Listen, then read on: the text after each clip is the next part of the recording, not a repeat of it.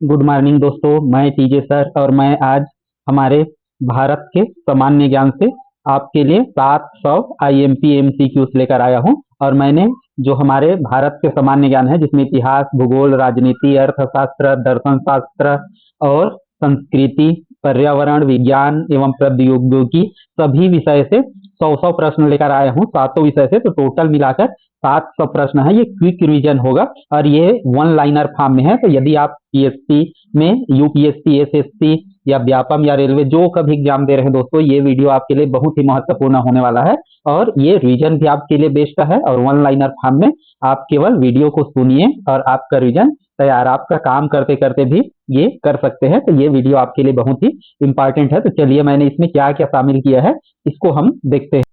तो दोस्तों ये जो हमारा जो भारत का सामान्य ज्ञान 700 एमसीक्यूज है, उसमें सबसे पहले हम लोग देखें तो इसके टोटल हम लोग देखें तो 7 भाग है भारत के सामान्य ज्ञान में। पहले भाग में भारत का इतिहास और स्वतंत्रता आंदोलन से मैंने 100 प्रश्न लिया है। भारत का भौतिक, सामाजिक और आर्थिक भूगोल से 100 प्रश्न लिया है। भारत की संविधान एवं राज्य व्यवस्था से 100 प्रश्न, भारत की अर्थव्यवस्था से भी 100 और विज्ञान एवं प्रौद्योगिकी से, भारतीय दर्शन, कला, साहित्य और पर्यावरण से भी 100 प्रश्न है। और टोटल ये 7 खंड देख रहे हैं, सातों खंड से कितने प्रश्न है?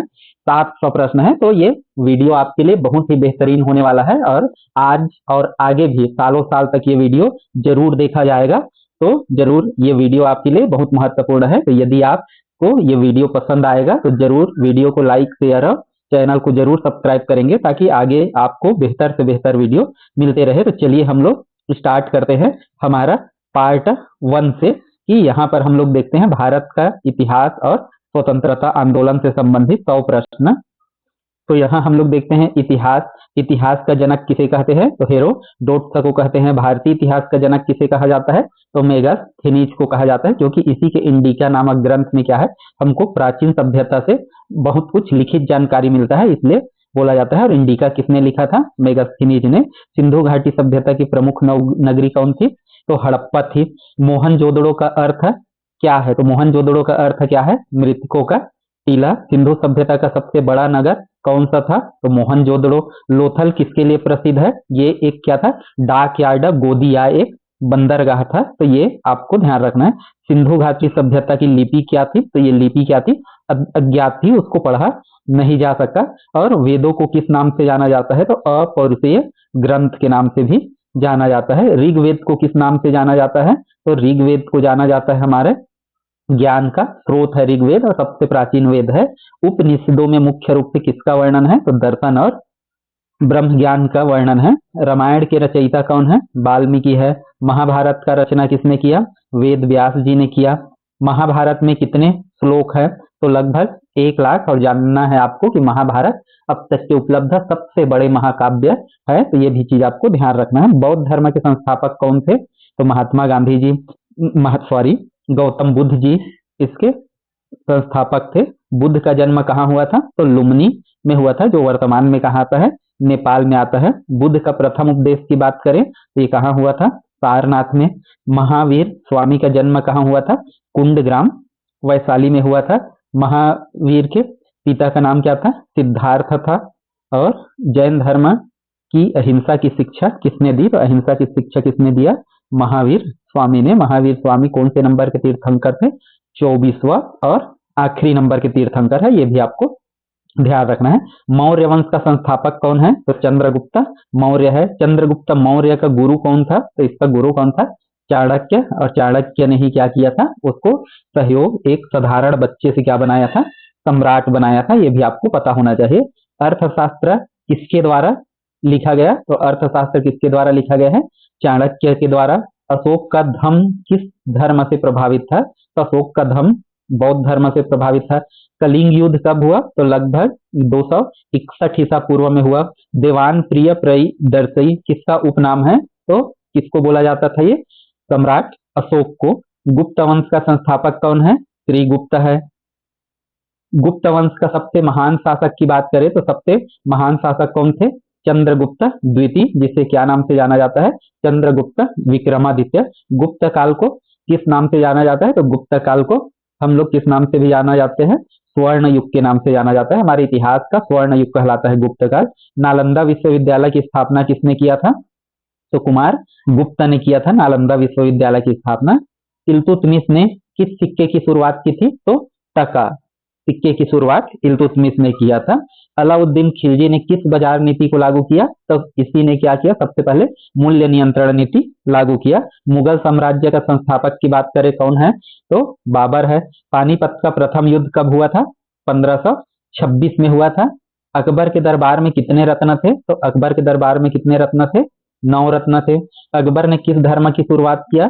दीने इलाही धर्म की शुरुआत किया। शाहजहां ने किस इमारत का निर्माण किया? तो ताजमहल और आगरा के लाल किले का निर्माण शाहजहां ने करवाया। औरंगजेब की मृत्यु कब हुई थी? तो 1707 में। और इसके बाद क्या हुआ था? जो मुगल सल्तनत है वो कमजोर पड़ने लगा। तो औरंगजेब के मृत्यु बाद मुगल साम्राज्य का पतन क्यों हुआ? तो क्योंकि कमजोर उत्तराधिकारी हुए और साथ में जो मराठे हैं, जो मराठा है, उनका उदय होने लगा। तो वो शक्तिशाली होने लगे, समझ जाइए, या ये कमजोर होने लगे। तो ऐसे करके पानीपत का तीसरा युद्ध किसके बीच हुआ था? तो अहमद शाह अब्दाली और मराठों के बीच ये युद्ध हुआ था। प्लासी का युद्ध कब हुआ था? तो ये 1757 में हुआ था प्लासी का युद्ध। प्लासी के युद्ध में किसकी विजय हुई? तो प्लासी के युद्ध में जानते हो कौन जीता था? अंग्रेज लोग जीते थे। और बंगाल का नवाब सिराजुद्दौला को किसने धोखा दिया? तो मीर जाफर ने। और ये इन्हीं के बीच हुआ था प्लासी का युद्ध, अंग्रेजों और बंगाल के नवाब। और तो मीर जाफर अंग्रेजों के साथ मिलकर इसको हरा दिए थे। बक्सर का युद्ध कब हुआ था? तो बक्सर का युद्ध क्या हुआ था? 1764 में हुआ था। बक्सर के युद्ध में अंग्रेजों ने किन्हें हराया? तो अंग्रेजों ने ये 3 लोगों का जो सेना था, शुजा-उद-दौला, मीर कासिम और शाह आलम की संयुक्त सेना को हराया था। 1857 की क्रांति को किसने सिपाही विद्रोह कहा? तो अंग्रेज इतिहासकार ने सिपाही विद्रोह बोला। 1857 की क्रांति का प्रथम स्वतंत्रता संग्राम नायक कौन था? तो ये कौन था? मंगल पांडे। झांसी की रानी कहाँ शहीद हुई? तो झांसी की रानी कहाँ शहीद हुई थी? ग्वालियर में। आगे है हमारा 1857 की क्रांति के समय भारत का गवर्नर जनरल कौन था? तो कौन था? लॉर्ड कैनिंग था। 1857 की क्रांति किसने राष्ट्रीय विद्रोह कहा? तो वीर सावरकर ने राष्ट्रीय विद्रोह कहा था। कांग्रेस की स्थापना कब हुआ था? 1885 में। भारतीय राष्ट्रीय कांग्रेस के संस्थापक कौन थे? तो ए.ओ. ह्यूम, एक रिटायर्ड जो ब्रिटिश अफसर थे। कांग्रेस का प्रथम अधिवेशन कब और कहाँ हुआ था? तो ये मुंबई में हुआ था और 1885 को हुआ था। इसके प्रथम अध्यक्ष कौन थे? डब्ल्यू.सी. बनर्जी। तो ये कांग्रेस के प्रथम अध्यक्ष डब्ल्यू.सी. बनर्जी। कांग्रेस का विभाजन जो है गर्म दल और नरम दल में कब हुआ था? 1907 में सूरत अधिवेशन में। बंगाल का विभाजन कब हुआ था? 1905 में। और बंगाल का विभाजन की बात करें, ये किसने किया था? तो किसने किया था?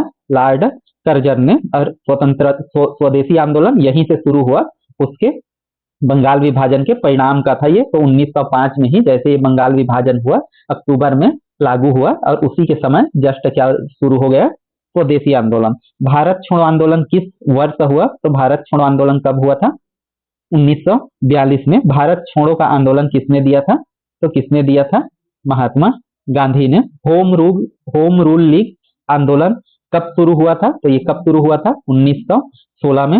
होम रूल आंदोलन का नेतृत्व किसने किया? तो बाल गंगाधर तिलक और एनी बेसेंट ने। तो आपको ध्यान रखना है ये दोनों अलग अलग क्षेत्रों से था। ये बाल गंगाधर तिलक कहाँ थे? मध्य में। और ये कहाँ थे? मतलब पूर्वोत्तर में। तो ये आपको ध्यान रखना है, मतलब दोनों का क्षेत्र अलग अलग था। बाल गंगाधर तिलक जो है मुंबई के आसपास थे, जबकि जो एनी बेसेंट है ये किस तरफ से? बंगाल उड़ीसा के साइड में इसका क्षेत्र था। खिलाफत आंदोलन कब हुआ था? तो ये हुआ था 1919 में। जलियांवाला बाग की बात करें कब हुआ था? तो 13 अप्रैल 1919 में। जलियांवाला बाग हत्याकांड का दोषी ब्रिटिश अधिकारी कौन था? तो जनरल डायर। 2 डायर थे, दोनों थे, ओ डायर और आर डायर। तो जनरल ओ डायर और आर डायर, एक ने गोली चलाने का आदेश दिया और एक ने क्या किया? गोली चलाया था। असहयोग आंदोलन किसने शुरू किया था? तो महात्मा गांधी जी ने शुरू किया था। असहयोग आंदोलन कब शुरू हुआ था? 1920 में हुआ था। असहयोग आंदोलन क्यों वापस लिया गया? क्योंकि 5 फरवरी 1922 को एक घटना हुआ चौरा चौरी करके। उस जगह में कम से कम 20-30 पुलिस वालों को क्या कर दिया गया? चौकी में ही जिंदा जला दिया गया। तो महात्मा गांधी जी ने देखा कि घटना क्या हो रहा है, हिंसात्मक हो रहा है, तो उसके पश्चात उन्होंने क्या कर लिया था? उसको वापस ले लिया था। तो ये चीज आपको भी जानना है। सविनय अवज्ञा आंदोलन कब शुरू हुआ था? तो ये हुआ था 1930 में नमक सत्याग्रह का नेतृत्व किसने किया? तो नमक सत्याग्रह किससे संबंधित है? सविनय अवज्ञा आंदोलन, मतलब दोनों साथ में ही चले थे। नमक सत्याग्रह आंदोलन कहाँ से शुरू हुआ था? तो साबरमती आश्रम से ये शुरू हुआ था। 74 लोग निकले थे और दांडी में पहुंचकर इसको क्या किया गया था? अप्रैल को वहां पहुंचा गया और नमक बनाकर नमक कानून तोड़ा गया और क्या शुरू हुआ फिर? सविनय अवज्ञा आंदोलन। गांधी जी दांडी मार्च कितने किलोमीटर तक चले? तो ये यात्रा कितने किलोमीटर तक का रहा? दांडी साबरमती टू दांडी तक का 240 किलोमीटर। तो भारत छोड़ो आंदोलन का नारा क्या था? भारत छोड़ो आंदोलन का नारा क्या था? करो या मरो। साइमन कमीशन कब भारत आया? तो ये कब आया था? 1928 में। साइमन कमीशन का नारा क्या था? मतलब उसके खिलाफ ना, इसके विरोध में क्या नारा था? तो साइमन गो बैक, मतलब साइमन वापस जाओ।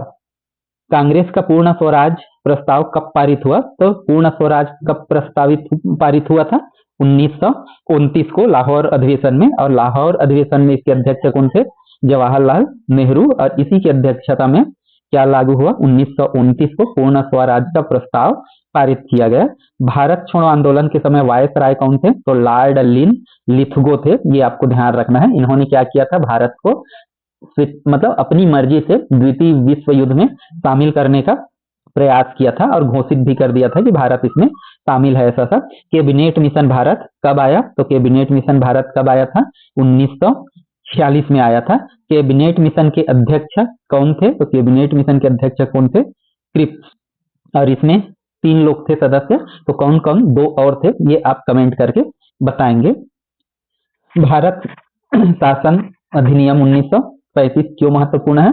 क्योंकि इसी के प्रांतीय स्वायत्तता दी गई। भारत शासन अधिनियम द्वारा ही जो प्रांतीय स्तर पर है चुनाव फर्स्ट टाइम हुए, मतलब स्वतंत्रता एक हिसाब से दिया गया प्रांतीय स्तर पर। 1942 में भारत छोड़ो आंदोलन का मुख्य नारा क्या था?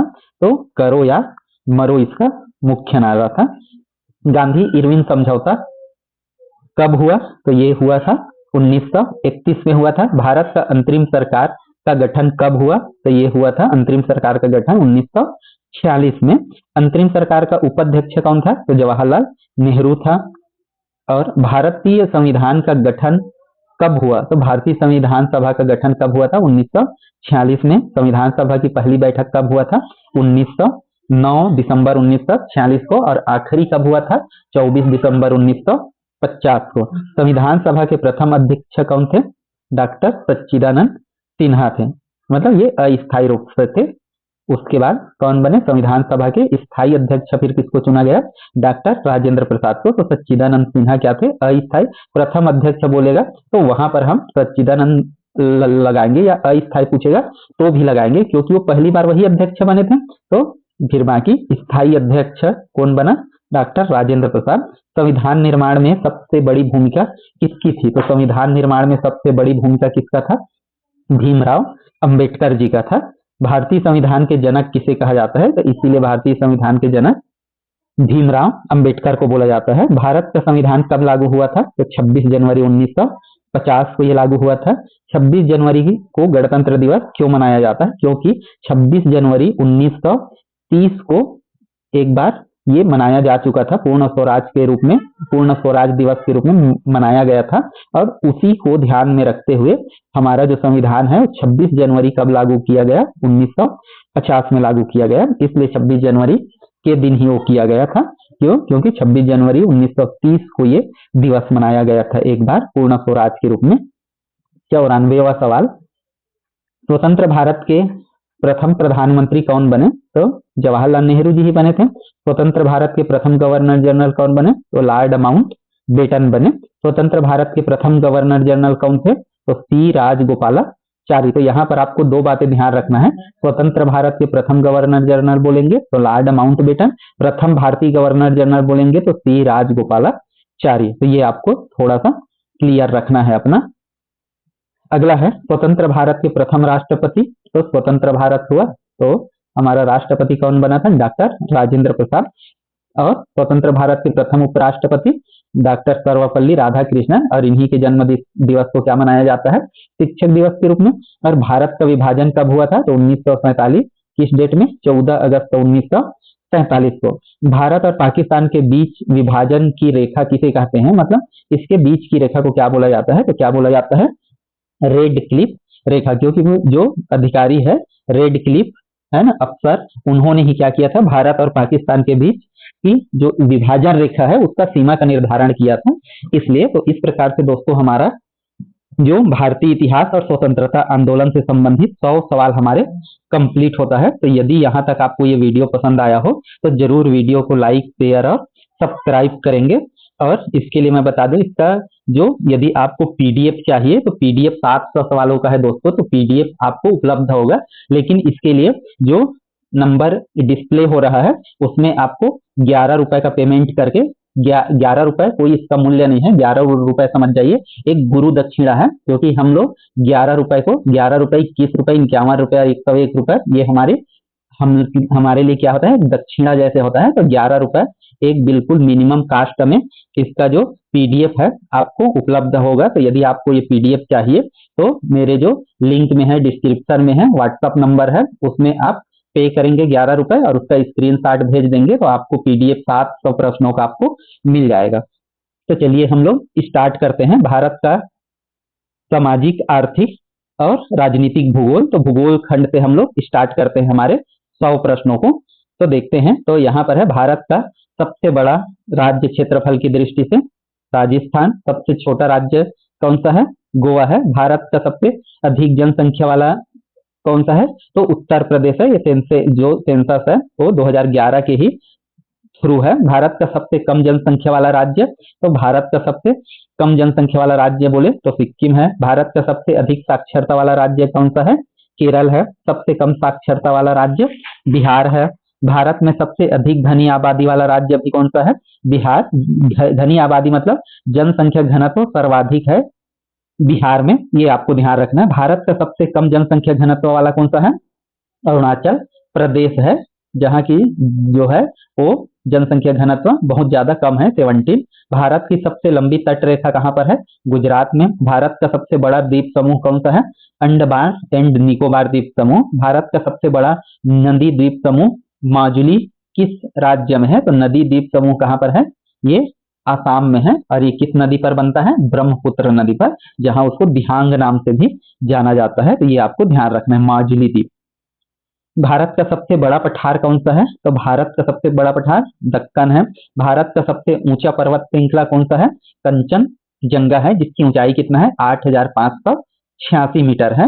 हिमालय की सबसे ऊंची पर्वत चोटी कौन सी है, तो माउंट एवरेस्ट है, जो यहाँ पर है। और इसका क्या है, 8,848 लगभग, या 8,858 इतना मीटर है, आपको ध्यान रखना है। भारत की सबसे बड़ी नदी की बात करें तो कौन सा है, गंगा।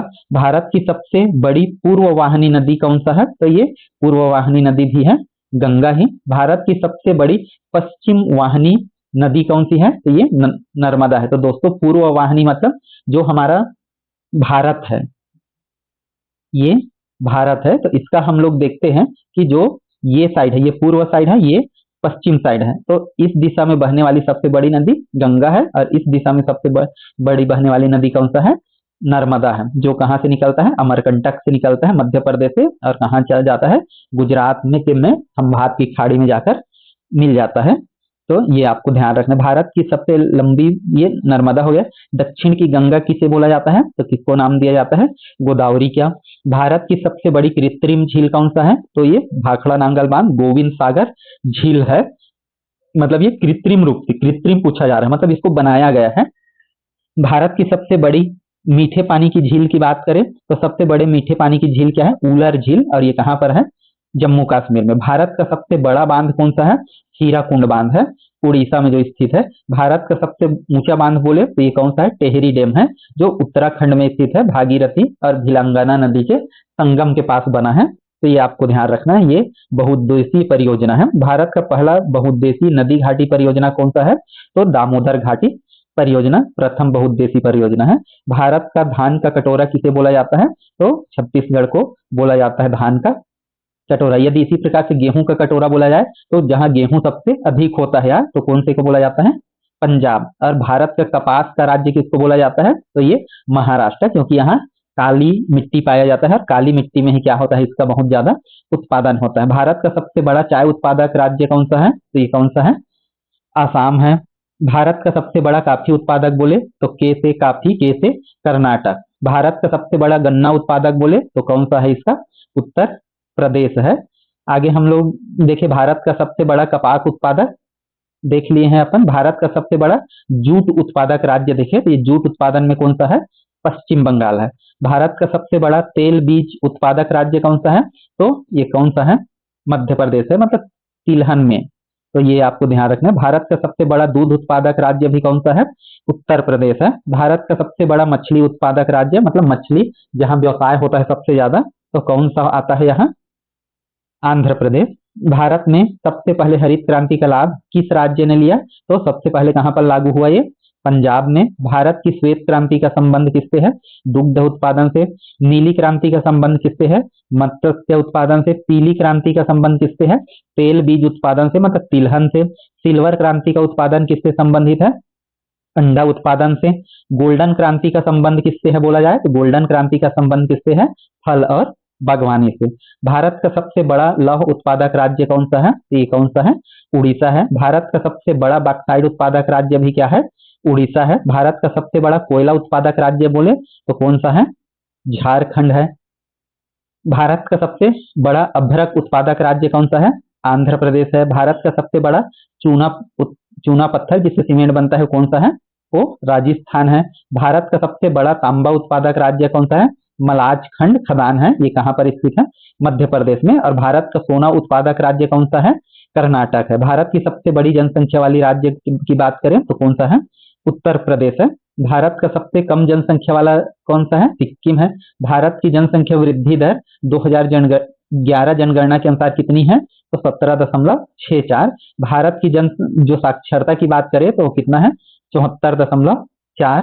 भारत का सर्वाधिक साक्षर राज्य कौन सा है, केरला, जो कितना है 94%। और भारत का न्यूनतम साक्षर राज्य कौन सा है, बिहार, जहां की साक्षरता कितना है, केवल 63.8% है।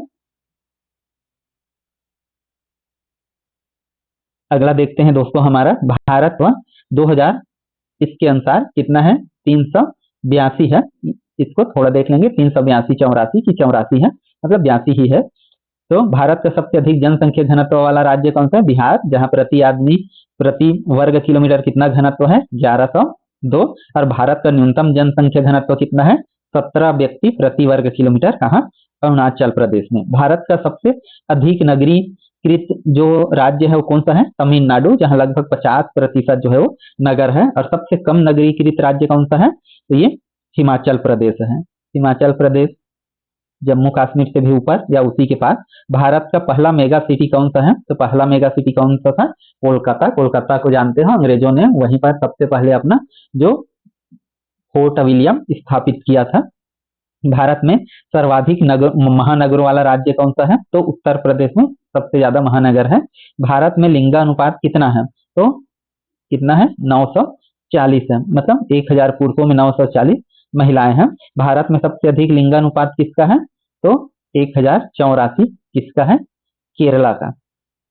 भारत में सबसे कम लिंगानुपात कहाँ है, हरियाणा में, जहां लिंगानुपात देखे तो 879 है। भारत की कुल जनसंख्या में ग्रामीण जनसंख्या कितना परसेंट है, 68%। मतलब हम लोग देखें तो शहरी जो जनसंख्या है कितना है, और शहरी जनसंख्या का प्रतिशत कितना है, 31%। ये सारे जो आंकड़े हैं दोस्तों किस आधार पर है, जनगणना के आधार पर। अब अगला जो जनगणना हमारा पूरा होगा वो 2027 तक होगा, तो उसका 27 के अंत तक उसके आंकड़े आएंगे। तो आगे हमको 2027 के बाद हमको उधर का आंकड़े देखना है, लेकिन अभी आपको कहाँ का आंकड़ा देखना है, 2011 के ही अकॉर्डिंग आपको देखना पड़ेगा।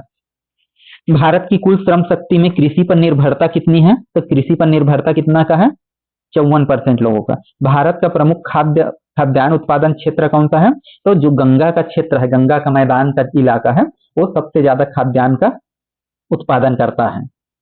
धान का भारत का धान का कटोरा तो छत्तीसगढ़, गेहूं का कटोरा पंजाब। भारत में ग्रीन रेवोल्यूशन का श्रेय किससे दिया जाता है, ग्रीन रिवोल्यूशन मतलब हरित क्रांति, या उसका जनक किसे बोला जाता है, तो एम एस स्वामीनाथन को बोला जाता है। भारत में ऑपरेशन फ्लड किससे संबंधित है? तो ऑपरेशन फ्लड किससे संबंधित है? दूध से। श्वेत क्रांति के जनक किसको माना जाता है? तो श्वेत क्रांति के जनक किसको माने जाते हैं?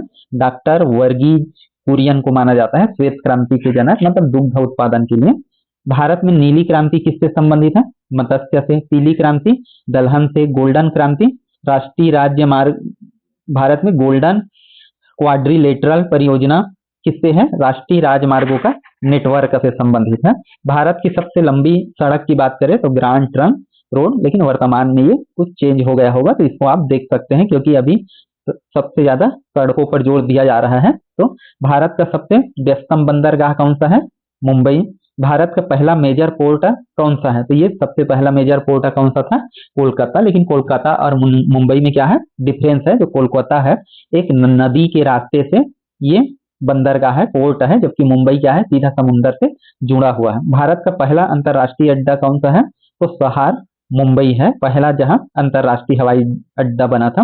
भारत का सबसे बड़ा हवाई अड्डा कौन सा है? तो वर्तमान में सबसे बड़ा हवाई अड्डा बोले तो हैदराबाद का है राजीव गांधी हवाई अड्डा। लेकिन यहाँ पर जैसे दिया गया है तो यात्रियों की संख्या के आधार पर आपसे पूछा जाए तो यात्रियों की संख्या के आधार पर कौन सा होगा? इंदिरा गांधी। और ऐसे एरिया वाइज यदि पूछा जाए कि सबसे बड़ा हवाई अड्डा कौन सा है तो कौन सा है? हैदराबाद एयरपोर्ट है, राजीव गांधी एयरपोर्ट है, वो सबसे बड़ा है। तो इसको आप थोड़ा सा क्लियर कर लेंगे, मतलब क्लियर ही है, उसको थोड़ा ध्यान रखेंगे। भारत की सबसे लंबी रेल लाइन कौन सी है? तो विवेक एक्सप्रेस, जो डिब्रूगढ़ से कहा जाता है हमारा कन्याकुमारी तक जाता है, मतलब पूरे उत्तर भारत से दक्षिण भारत तक। भारत की पहली मेट्रो सेवा कहाँ प्रारंभ हुआ था? तो पहली मेट्रो लाइन कहाँ हुआ था? कोलकाता में। और ये कब हुआ था? 1984 में। भारत की सबसे तेज ट्रेन कौन सी है? तो अभी के डेट में कौन सी ट्रेन है? वंदे भारत। भारत का पहला उपग्रह क्या है? आर्यभट्ट। कब प्रक्षेपित हुआ था? 19 अप्रैल 1975 को। इसरो की स्थापना कब हुआ था? तो इसरो की स्थापना हुआ था 1969 को। भारत का पहला अंतरिक्ष यात्री कौन था? राकेश शर्मा। तो ये कब गए थे अंतरिक्ष में? 1984 में। भारत का पहला परमाणु परीक्षण कब हुआ था? राजस्थान में हुआ था, पोखरण में। और ये कब हुआ था? 1974 में। पोखरण 2 कब हुआ था? ऑपरेशन जिसको शक्ति बोला जाता है, इसका जो हुआ इसको क्या बोला जाता है? आप बुद्धा स्माइलिंग बुद्धा, ये क्या दिया गया था? इसका कोड था। तो ये कब हुआ था? दूसरा परमाणु जो परीक्षण है पोखरण में ही हुआ। दूसरा ये कब हुआ था? 98 में। पहला कब हुआ था? 74 में। दूसरा 98 में, मतलब 14 कितने साल बाद? 24 साल बाद हुआ था, ये ध्यान रखना। भारत का पहला परमाणु ऊर्जा संयंत्र कहाँ स्थापित हुआ है? तो ये कहाँ स्थापित हुआ है? तारापुर में, ये ध्यान रखना है। परमाणु ऊर्जा संयंत्र तारापुर महाराष्ट्र में है। भारत में सबसे पहले कोयला उत्पादन करने वाला राज्य कौन सा है? झारखंड। और यहाँ पर सबसे ज्यादा मात्रा में कोयला पाया भी जाता है। भारत में सबसे अधिक लौह उत्पादन करने वाला राज्य कौन सा है? ओडिशा। भारत का सबसे बड़ा तेल उत्पादक कौन सा है? तो बॉम्बे हाई है, यही सबसे ज्यादा तेल शोधन होता है। भारत में सबसे बड़ा प्राकृतिक गैस उत्पादक राज्य कौन सा है? तो ये कौन सा है? आसाम। भारत का सबसे बड़ा जल विद्युत परियोजना कौन सा है? तो भाखड़ा नांगल बांध परियोजना ये है। भारत की पहला बहुउद्देशीय परियोजना कौन सा था? तो दामोदर घाटी परियोजना था। भारत की सबसे बड़ी पवन ऊर्जा परियोजना कहाँ है? तो कहाँ पर है ये? तमिलनाडु में है। भारत की सबसे बड़ी सौर ऊर्जा परियोजना कहाँ पर है? सूर्य से ऊर्जा, तो भादला सोलर पार्क का। और ये भादला सोलर पार्क कहाँ पर है? ये है राजस्थान में। तो राजस्थान में क्योंकि जानते हैं कि धूप तेज पड़ता है तो वहां सोलर ज्यादा अच्छे से, सोलर एनर्जी का उपयोग बेहतर से किया जा सकता है। भारत की सबसे बड़ी थर्मल पावर परियोजना कहाँ है? ये कहाँ पर है? सिंदरी में। सिंदरी कहाँ? झारखंड। भारत की अन्न सुरक्षा योजना कब लागू हुई थी? अन्न सुरक्षा योजना कब लागू हुआ था हमारा? सन 2000 में, जब से चावल वगैरह देना शुरू हुआ है इसके हिसाब से। राष्ट्रीय खाद्य सुरक्षा अधिनियम कब लागू हुआ? तो राष्ट्रीय खाद्य सुरक्षा अधिनियम कब लागू हुआ? 2013 में। और इसके अंतर्गत लोगों को हमारे भारत भर में क्या है? खाद्य मुहैया कराया जाता है बिल्कुल लो प्राइस में, या अभी फिलहाल जब से कोरोना हुआ है तो अब के डेट में लगभग फ्री में ही पूरे राज्यों में क्या किया जा रहा है? चावल का वितरण किया जा रहा है। तो दोस्तों इस प्रकार से हमारे यहाँ तक कुल मिला के 200 प्रश्न कंप्लीट होते हैं। तो आप देख पा रहे हैं लगभग एक से हम लोग देखते हैं तो पूरे कंप्लीट हुआ है 100 प्रश्नों में। दोस्तों इसके बाद मैं आपको एक एक जो सब्जेक्ट है उससे 5500 से 7700 प्रश्न जो पूरे कंप्लीट कोर्स है उसको मैं मेंटेन करते हुए वन लाइनर क्वेश्चन लाऊंगा। लगभग हर एक सब्जेक्ट से ये मान के चलिए कि 1000 कम से कम मिलेगा, तो वो वीडियो आपके लिए और भी ज्यादा बेहतर से बेहतरीन होगा। इसमें भी हम लोग देख रहे हैं कि 700 क्वेश्चन है, मतलब ये कंप्लीट है कि वनडे एग्जाम के लिए। तो दोस्तों यदि ये आपको पीडीएफ चाहिए तो केवल 11 रुपए पेड करके आप ये पीडीएफ पा सकते हैं। 11 रुपया कुछ नहीं समझ जाइए, केवल आपको क्या है कि एक गुरु दक्षिणा सा है समझ लीजिए, और ओनली 11 रुपए आप पेड करके ये कर सकते हैं। तो चलिए हम लोग अगला हम स्टार्ट करते हैं। और उससे पहले दोस्तों यदि आपको ये वीडियो आपके काम का लग रहा होगा, आपको पसंद आ रहा होगा या और देखिए और पसंद आएगा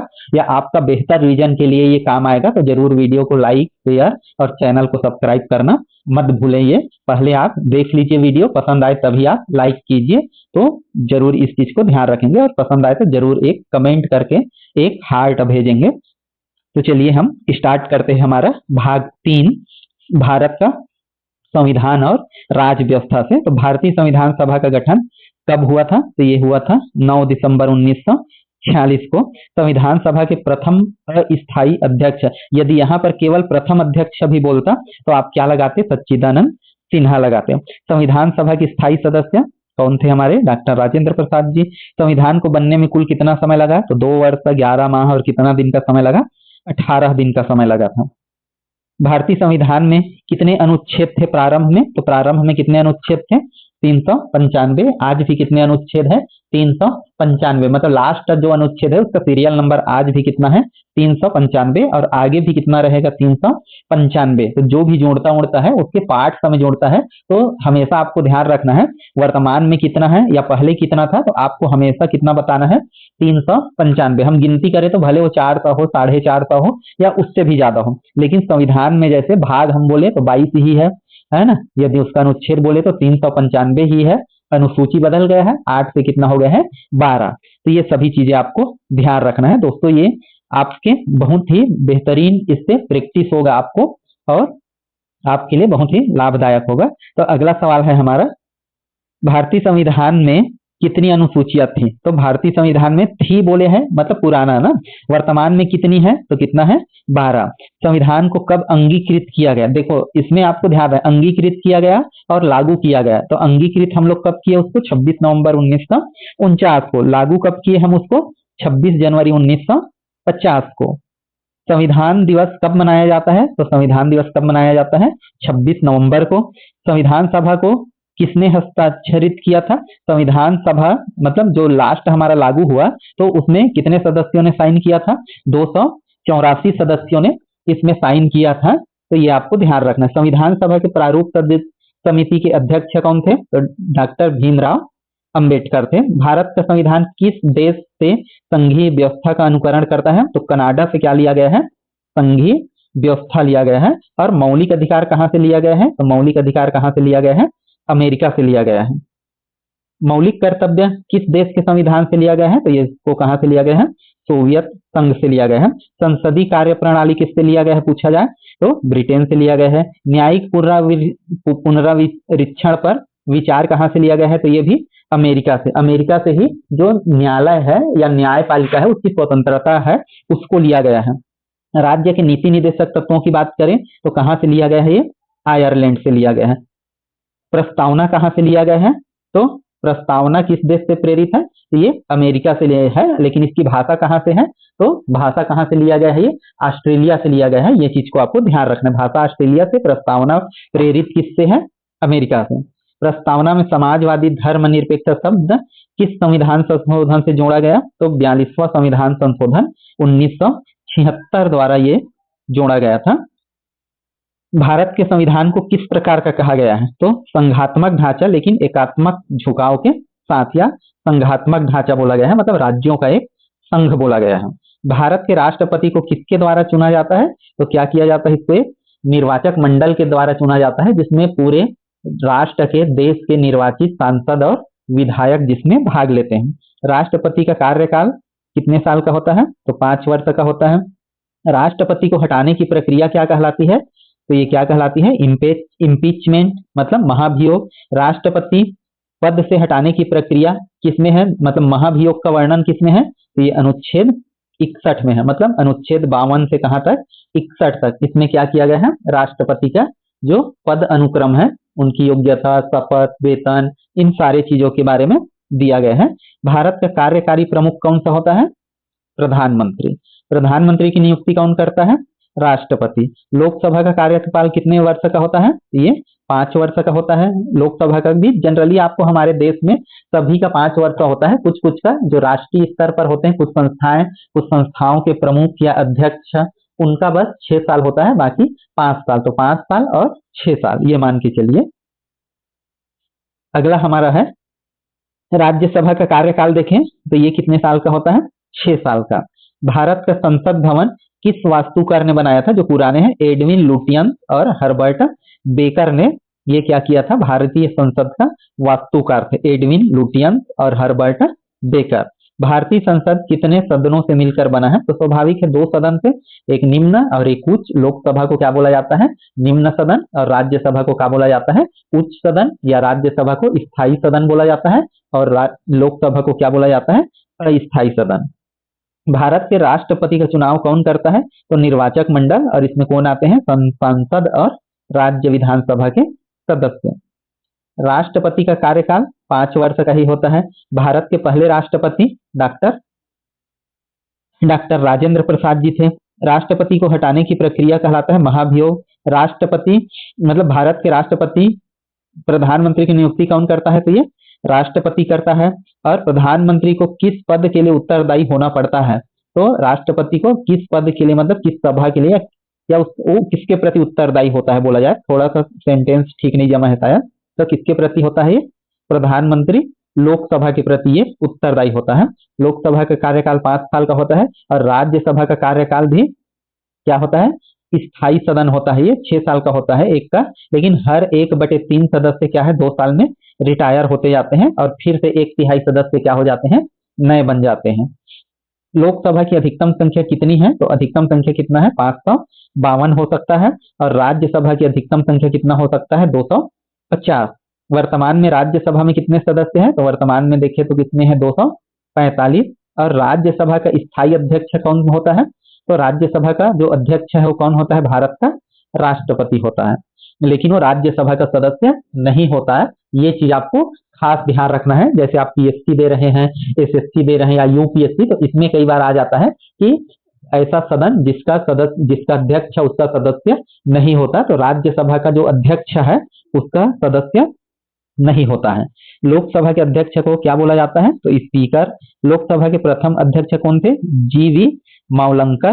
तो इसका वास्तव में पूरा नाम क्या था? गणेश वासुदेव मावलंकर। संसद का संयुक्त अधिवेशन कौन बुलाता है? तो राष्ट्रपति बुलाता है। और दोनों सदनों की संयुक्त बैठक की अध्यक्षता की बात करें तो कौन करता है संयुक्त सभा की अध्यक्षता? लोकसभा का अध्यक्ष करता है। यदि वो नहीं रहे तो लोकसभा के उपाध्यक्ष, और वो नहीं रहे तो राज्यसभा का उपाध्यक्ष। लेकिन जो उपराष्ट्रपति है वो नहीं करेगा। ये चीज का आपको ध्यान रखना है, क्योंकि वो किसी भी सदन के सदस्य नहीं होते हैं। राज्यसभा में मनोनीत सदस्यों की संख्या कितनी है? 12। लोकसभा में राष्ट्रपति द्वारा कितने सदस्य नामित किए जाते हैं? तो क्या कितने सदस्य नामित किए जाते हैं की जगह मान लो अब के डेट में क्या मिलेगा? ये था, क्योंकि अब नहीं है ना। 2 सदस्य किए जाते थे लोकसभा में, जिसको अब हटा दिया गया है। कौन से संशोधन से? 104वें संशोधन से, मतलब 104 संशोधन 2019 से इसको समाप्त कर दिया गया है। अब ऐसा किसी भी राज्य में या लोकसभा में ऐसा कोई भी सदस्य नामित नहीं किया जाता। धन विधेयक किस सदन में प्रस्तुत किया जाता है? तो धन विधेयक हमेशा निम्न सदन में प्रस्तुत किया जाता है। राज्य में बोले तो राज्य में विधानसभा में, और केंद्र में बोले तो लोकसभा में। राज्यसभा को और किस नाम से जाना जाता है? तो राज्यसभा को ही क्या नाम बोला जाता है? उच्च सदन के नाम से जाना जाता है। लोकसभा को किस नाम से जाना जाता है? तो इसको क्या नाम से जाना जाता है? निम्न सदन, हाउस ऑफ प्यूपिल बोलते हैं इसको। राष्ट्रपति को संसद का कौन सा अंग माना गया है? तो ये क्या है? इंटरनल अंग, आंतरिक अंग माना गया है। मतलब संसद के कितने अंग है? 3 अंग। एक कौन सा है? राष्ट्रपति। दूसरा क्या है? लोकसभा और तीसरा क्या है, राज्यसभा। तो ये तीनों मिलकर किसका गठन करते हैं, संसद का। वित्त आयोग का गठन किस अनुच्छेद के तहत हुआ है, तो 280। चुनाव आयोग का गठन का प्रावधान किस अनुच्छेद में है, तो 324। चुनाव आयुक्त की नियुक्ति कौन करता है, तो कौन करता है, राष्ट्रपति। भारत में कितने चुनाव आयुक्त हो सकते हैं, तो कितने चुनाव आयुक्त हो सकते हैं, इसकी संख्या निर्धारित संसद करता है, लेकिन एक धन अभी कितने हैं, 2। कि एक और कितने रहते हैं, 2 या 3 उप चुनाव आयुक्त रहेंगे, लेकिन एक क्या होता है, मुख्य चुनाव आयुक्त होता है, और इसकी संख्या संसद जो है वो निर्धारित कर सकता है कि 2 होगा कि 3 होगा, प्रायः 2 ही होता है। भारत का मुख्य चुनाव आयुक्त कौन था, भारत का प्रथम मुख्य चुनाव आयुक्त कौन था, तो ये एस पी सिन्हा, ये थोड़ा सा देख लेंगे, सुकुमार सेन है, तो इसका थोड़ा सा गलत है शायद, पहले चुनाव आयुक्त, तो इसको थोड़ा सा आप क्लियर कर लेंगे, सुकुमार सेन है मेरे हिसाब से, ये आप भी जानते हैं। भारत में निर्वाचन आयोग एक प्रकार का निकाय है, तो ये क्या है, स्वतंत्र संवैधानिक निकाय है। चुनाव आयोग के कार्यकाल की अवधि कितना होता है, तो ये 6 साल होता है, या उसकी आयु कितना होने तक, 65 वर्ष। तो इनमें से जो भी पहले होगा उतना ही होगा।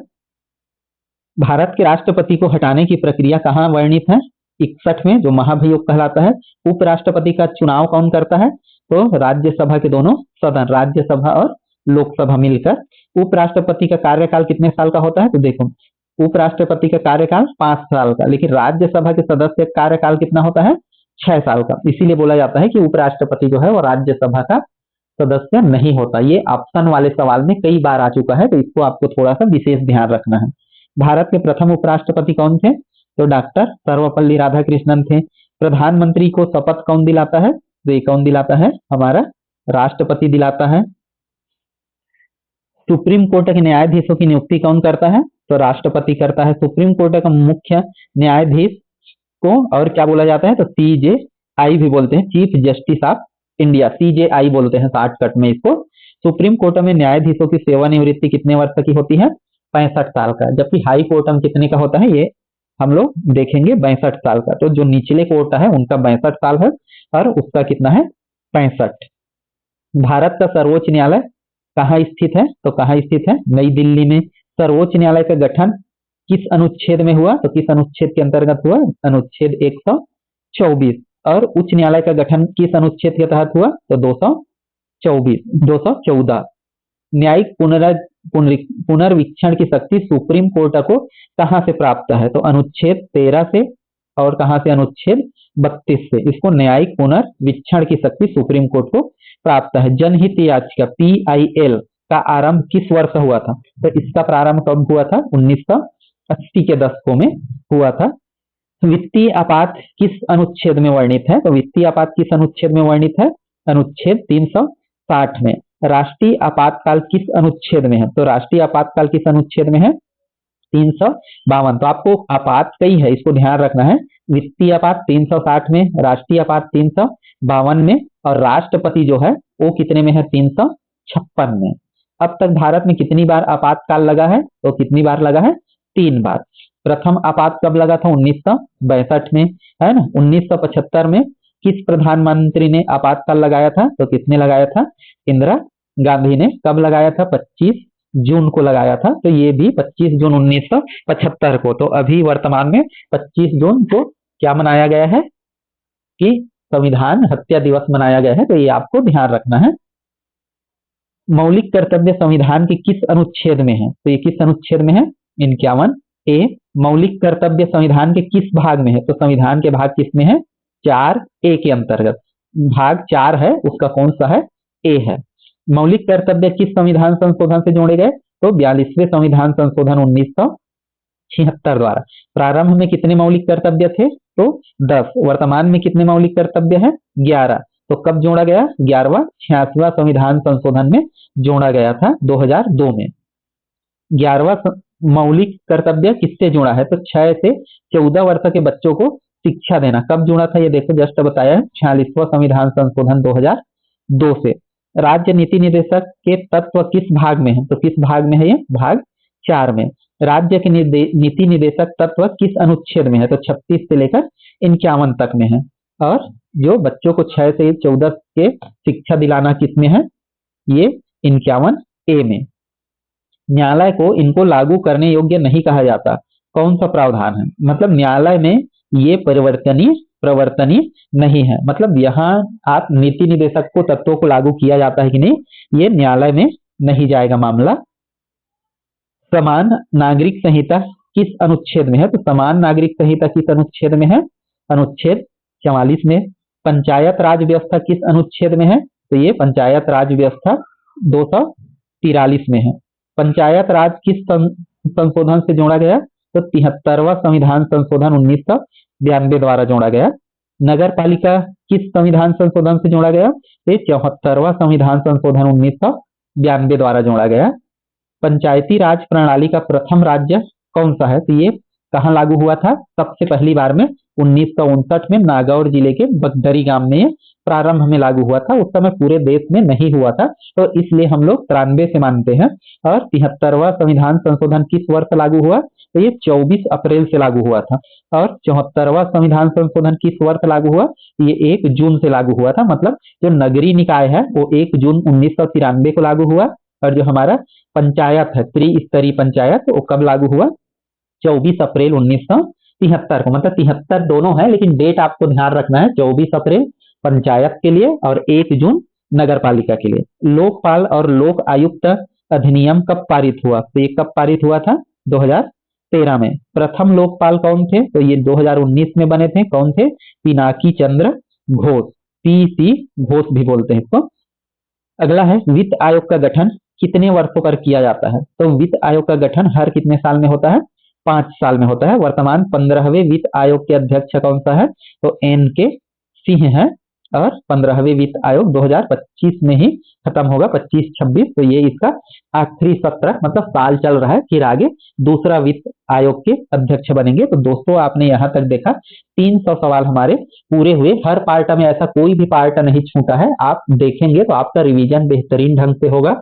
आपको इसका रिवीजन के लिए बहुत ही बेहतरीन है। यदि आप सिंपल सा स्टेट लेवल के, व्यापम लेवल के कोई एग्जाम दिलाते हैं, पुलिस का, कांस्टेबल का या और कुछ का, तो ये आपके लिए सफिशियंट है। इससे ज्यादा आपको पढ़ने की आवश्यकता नहीं है, क्योंकि आप ज्यादा नहीं पढ़ रहे हैं, तो ये आपके लिए पर्याप्त है। तो ये दोस्तों बहुत ही फायदेमंद है आपके लिए। यदि ये वीडियो आपको पसंद आ रहा होगा तो जरूर वीडियो को लाइक कर दीजिए, शेयर कर दीजिए, और यदि फर्स्ट टाइम है तो चैनल को जरूर सब्सक्राइब कर लीजिए। और यदि इसका आपको PDF चाहिए तो एक बिल्कुल लो कास्ट पेमेंट करना है आपको, 11 रुपए का। मेरे डिस्क्रिप्शन पर नंबर डाला है, जो व्हाट्सएप नंबर भी है उसी में, या स्क्रीन में जो आपको बार कोड डिस्प्ले होगा उसको आप स्कैन करके 11 रुपए का पेमेंट करेंगे। उसका स्क्रीनशॉट आप व्हाट्सएप में भेज देंगे तो आपको PDF मिल जाएगा, और आप उसका प्रिंट निकलवा के या मोबाइल से ही आप उसको बिल्कुल बेहतरीन ढंग से पढ़ सकते हैं। दोस्तों 11 रुपए बिल्कुल लो प्राइस है, एक गुरु दक्षिणा ही है, बाकी इससे अलग कुछ भी नहीं है।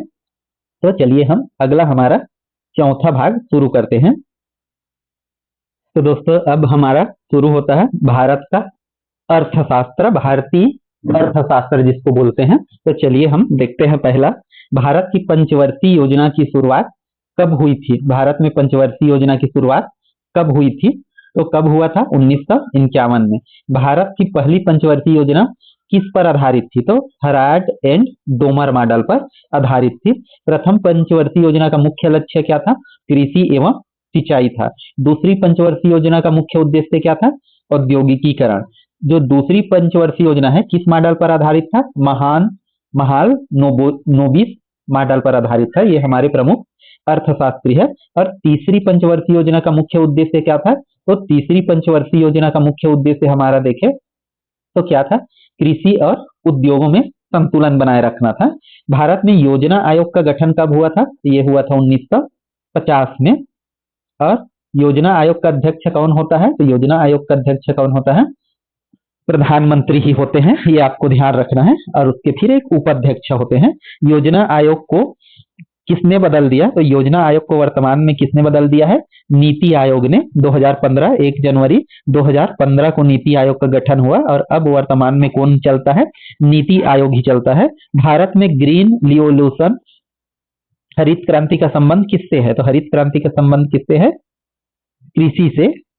आगे है हरित क्रांति का जनक किसे कहा जाता है? तो किसे कहा जाता है? स्वामीनाथन को। भारत में हरित क्रांति का सबसे अधिक प्रभाव किस फसल पर पड़ा? तो किस पर पड़ा था? गेहूं पर।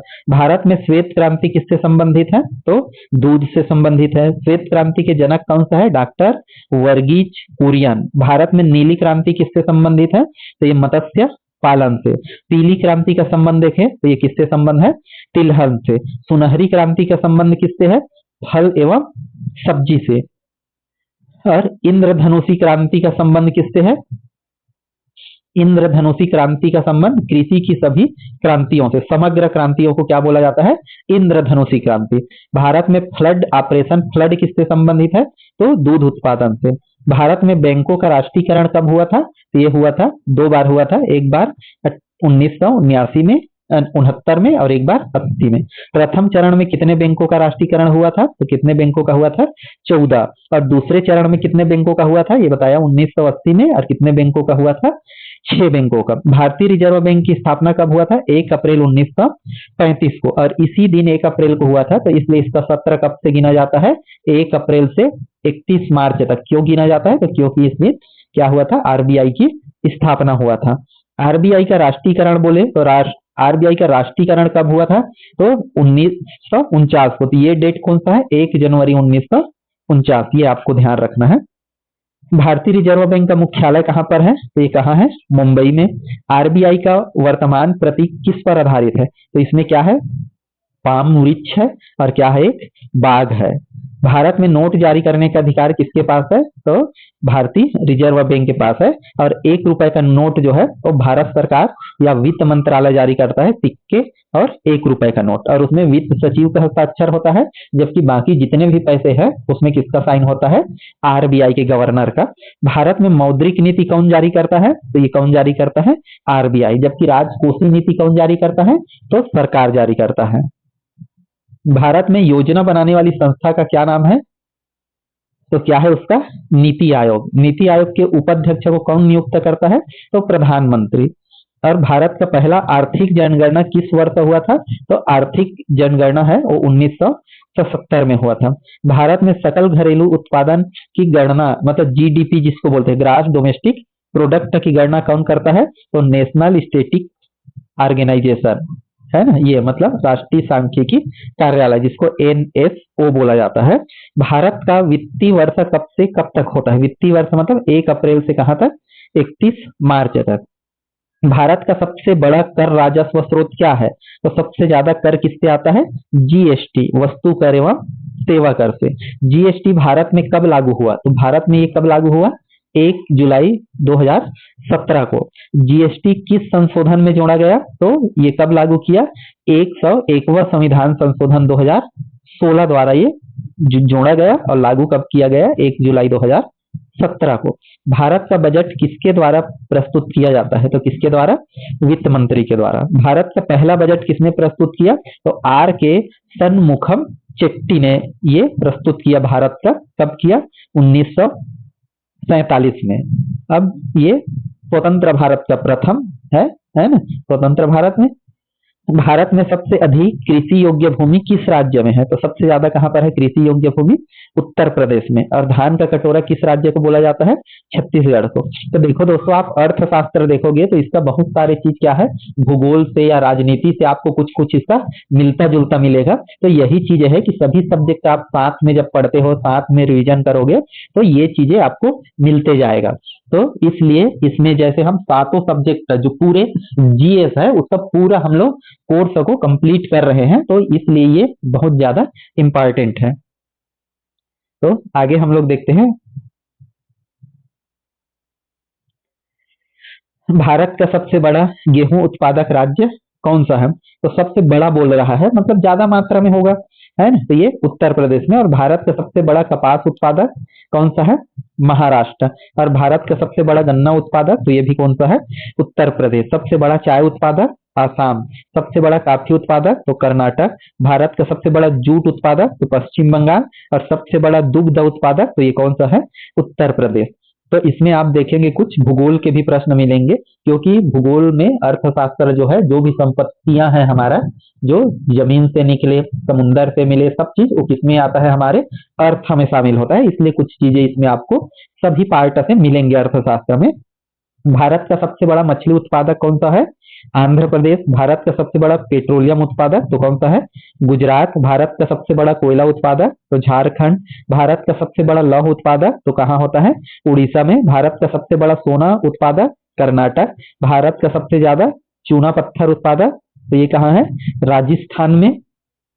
और भारत का सबसे बड़ा बॉक्साइट उत्पादक राज्य ये भी उड़ीसा है। भारत का सबसे बड़ा हीरा उत्पादक तो ये कहाँ पर है? तो हमारा है मध्य प्रदेश में। भारत का सबसे बड़ा यूरेनियम उत्पादक राज्य कौन सा है? तो ये झारखंड है। भारत में प्राकृतिक गैस का सबसे बड़ा उत्पादक तो ये आसाम है। भारत में खनिजों का भंडार गृह किस राज्य को बोला जाता है? तो किसको बोला जाता है? झारखंड को, क्योंकि यहाँ कोयला भी बहुत अधिक मात्रा में है, यूरेनियम है और भी कई चीजों का भंडारण यहाँ पर बहुत अधिक मात्रा में है। भारत में सबसे अधिक निर्यात होने वाली वस्तु कौन सी है? तो कौन सी है? पेट्रोलियम उत्पाद। यहाँ पर थोड़ा सा गड़बड़ है। भारत में सबसे अधिक आयात होने वाली वस्तु कौन सा है? तो ये क्या है? कच्चा तेल है, सबसे ज्यादा आयात होता है। और कौन सा सबसे अधिक निर्यात होने वाली वस्तु? तो पेट्रोलियम उत्पाद। अच्छा, उत्पाद बोला है कि मतलब कच्चा तेल लाते हैं और उसको उत्पाद करके क्या किया जाता है, फिर दूसरे जगह वो भेजा जाता है, मतलब ये चीज है उसका मतलब। तो इसको थोड़ा और भी यदि आप देखेंगे तो डाउट अपना क्लियर कर सकते हैं। भारत का सबसे बड़ा व्यापारिक साझेदार कौन सा देश है? तो भारत का सबसे बड़ा व्यापारिक साझेदार है अमेरिका। भारत का सबसे बड़ा निर्यात बंदरगाह कौन सा है? तो मुंबई, जहां से सबसे ज्यादा निर्यात होता है। भारत में सॉफ्टवेयर उद्योग का सबसे बड़ा केंद्र कौन सा है? तो सॉफ्टवेयर के लिए सबसे बड़ा उद्योग बंगलुरु है। भारत में पहली रेलगाड़ी कब चली थी? तो ये 1853 को मुंबई और ठाणे के बीच में चला था। भारतीय रेल का मुख्यालय कहाँ है? तो भारतीय रेल का मुख्यालय कहाँ पर है? नई दिल्ली में। भारतीय रेल का विभाजन कितने जोनों में है? तो आज के डेट में टोटल कितने जोन हो गए हैं? 18 जोन हो गए हैं। पहले 16 थे, अभी 18। भारत का सबसे लंबा प्लेटफॉर्म कौन सा है? तो गोरखपुर प्लेटफॉर्म उत्तर प्रदेश का। इसको ऐसे और थोड़ा देख लेंगे। भारत में रेल मंत्रालय का गठन कब हुआ? तो भारत में रेल मंत्रालय का गठन कब हुआ था? 1905 में हुआ था। और भारतीय वायुयान निगम एयर इंडिया की स्थापना कब हुआ था? तो ये कब हुआ था? 1932 में। भारत का सबसे बड़ा हवाई अड्डा कौन सा है? तो ये मतलब संख्या के आधार पर, मतलब यात्रियों की संख्या के आधार पर इसको लेना है और जगह के आधार पर किसको लेना है बताया? राजीव गांधी एयरपोर्ट हैदराबाद। भारत का पहला अंतरिक्ष उपग्रह आर्यभट्ट जो कब लॉन्च किया गया? 1975 में। इसरो की स्थापना कब हुई थी? 1969 में। इसरो का मुख्यालय कहाँ पर है? बेंगलुरु में। भारत का पहला चंद्रयान मिशन कब गया? 2008 में प्रक्षेपित किया गया था। भारत का पहला मंगलयान कब प्रक्षेपित किया गया? तो 2013 में। भारत का मंगलयान मिशन किस नाम से जाना जाता है? तो MOM मतलब मार्स ऑर्बिटर मिशन, ये इस मिशन का नाम था। तो भारत में गगनयान मिशन किस उद्देश्य से बनाया है? तो मानव को अंतरिक्ष में भेजने के लिए गगनयान मिशन एक लॉन्च किया गया है और इसका लक्ष्य वर्ष कब है? 2025 है, इसी वर्ष है। भारत की पहली औद्योगिक नीति कब आई? तो ये कब आई थी? 1948 में। भारत की नई औद्योगिक नीति कब घोषित की गई थी? 1991 में। नई औद्योगिक नीति 1991 का मुख्य उद्देश्य क्या था? उदारीकरण, निजीकरण और वैश्वीकरण। और इसके प्रणेता कौन थे? डॉक्टर मनमोहन सिंह, जो उस समय क्या थे?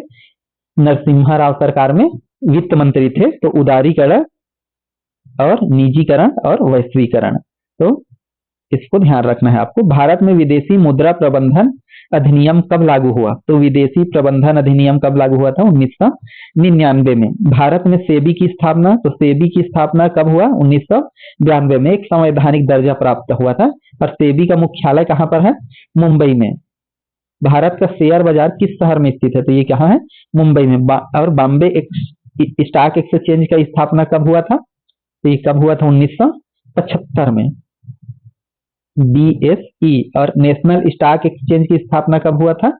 1992 में। और सेबी की स्थापना हम लोग देखे कब हुआ था? 92 में। तो ये कुछ बहुत महत्वपूर्ण चीज है जिनको आपको जानना है तो BSE बॉम्बे स्टॉक एक्सचेंज ये 75 में हुआ और NSE का स्थापना 1992 में। निफ्टी 50 किससे संबंधित है तो ये NSE नेशनल स्टॉक एक्सचेंज से संबंधित है। भारत का पहला सार्वजनिक क्षेत्र का उपक्रम कौन सा था तो हिंदुस्तान एरोनॉटिक्स लिमिटेड ये था। मेक इन इंडिया अभियान कब शुरू हुआ तो मेक इन इंडिया कब शुरू हुआ 2014 में। और डिजिटल इंडिया मिशन कब शुरू हुआ तो डिजिटल इंडिया कब शुरू हुआ 2015 में। और स्टार्टअप इंडिया की बात करें तो स्टार्टअप इंडिया अभियान कब शुरू हुआ 2016 में। और आत्मनिर्भर ये कब शुरू हुआ 2020 में। भारत का सबसे बड़ा IT निर्यातक राज्य कौन सा है तो ये कौन सा है कर्नाटक। भारत का सबसे बड़ा बैंक कौन सा है तो सबसे बड़ा बैंक कौन सा है SBI। भारत का पहला निजी बैंक कौन सा था तो कौन सा था housing development finance corporation HDFC। प्रधानमंत्री जन धन योजना की शुरुआत कब हुआ था तो कब हुआ था ये 2014 में। वित्तीय समावेशन के रूप में इसको जाना जाता था। और जन धन योजना का मुख्य उद्देश्य क्या है तो ये क्या है इसका वित्तीय समावेशन, वित्त रूप से सभी को बैंकों का लाभ मिले, ये इसका मुख्य उद्देश्य था। तो दोस्तों इस प्रकार से हमारे 400 सवाल और 4 सब्जेक्ट हमारा कंप्लीट हो गया। तो इस प्रकार ये आप देख रहे होंगे वीडियो से सभी भागों को बहुत ही महत्वपूर्ण और बहुत ही बेहतरीन आपका रिवीजन होगा।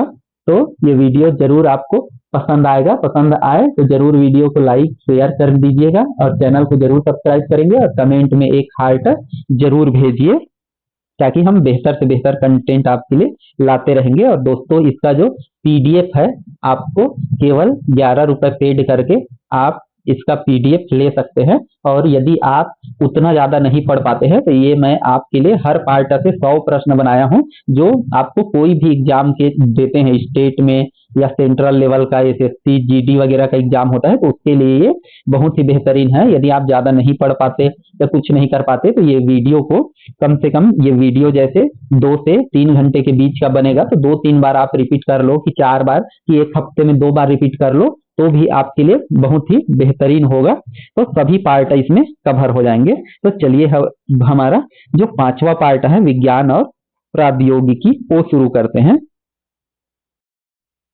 हमारा पहला प्रश्न है पृथ्वी के वायुमंडल में सबसे अधिक कौन सी गैस होती है तो कौन सा होता है नाइट्रोजन। मानव शरीर में रक्त की सामान्य मात्रा कितनी होती है तो 5 लीटर हमारे शरीर में रक्त की सामान्य मात्रा मौजूद होती है। प्रकाश संश्लेषण मुख्य रूप से कहाँ होता है तो ये पत्तियों में होता है। जल बिल्कुल आसान सा सवाल, रासायनिक सूत्र H2O होता है। जल का जो हिमांक है वो कितना होता है 0 डिग्री सेल्सियस। फ्रीजिंग पॉइंट मतलब जमावांक लिख दिया है मतलब हिमांक 60 में। पानी का क्वथनांक कितना होता है 100 डिग्री। विद्युत धारा की इकाई क्या होता है एम्पियर। मानव शरीर में सबसे बड़ा जो अंग है वो हमारा क्या है त्वचा। त्वचा हमारे शरीर का सबसे बड़ा भाग है। शरीर की सबसे लंबी हड्डी कौन सी है तो ये फीमर है और ये कहाँ पाया जाता है जांघ में। मानव मस्तिष्क का सबसे बड़ा भाग कौन सा है तो सेरेब्रम है, ये आपको ध्यान रखना है सबसे बड़ा भाग। ध्वनि की तीव्रता वायु में कितनी होती है तो ध्वनि की तीव्रता वायु में कितना होता है तो ये आपको ध्यान रखना है 343 मीटर प्रति सेकेंड, ये इसका स्पीड होता है ध्वनि का वायु में। प्रकाश की गति देखें तो प्रकाश की गति कितना होता है 3 × 10⁸ मीटर प्रति सेकेंड होता है। विद्युत प्रवाह का विरोध किसे कहते हैं तो इसका विरोध क्या करता है प्रतिरोध को बोला जाता है। लोहा किस प्रकार का तत्व है तो लोहा क्या है धातु है।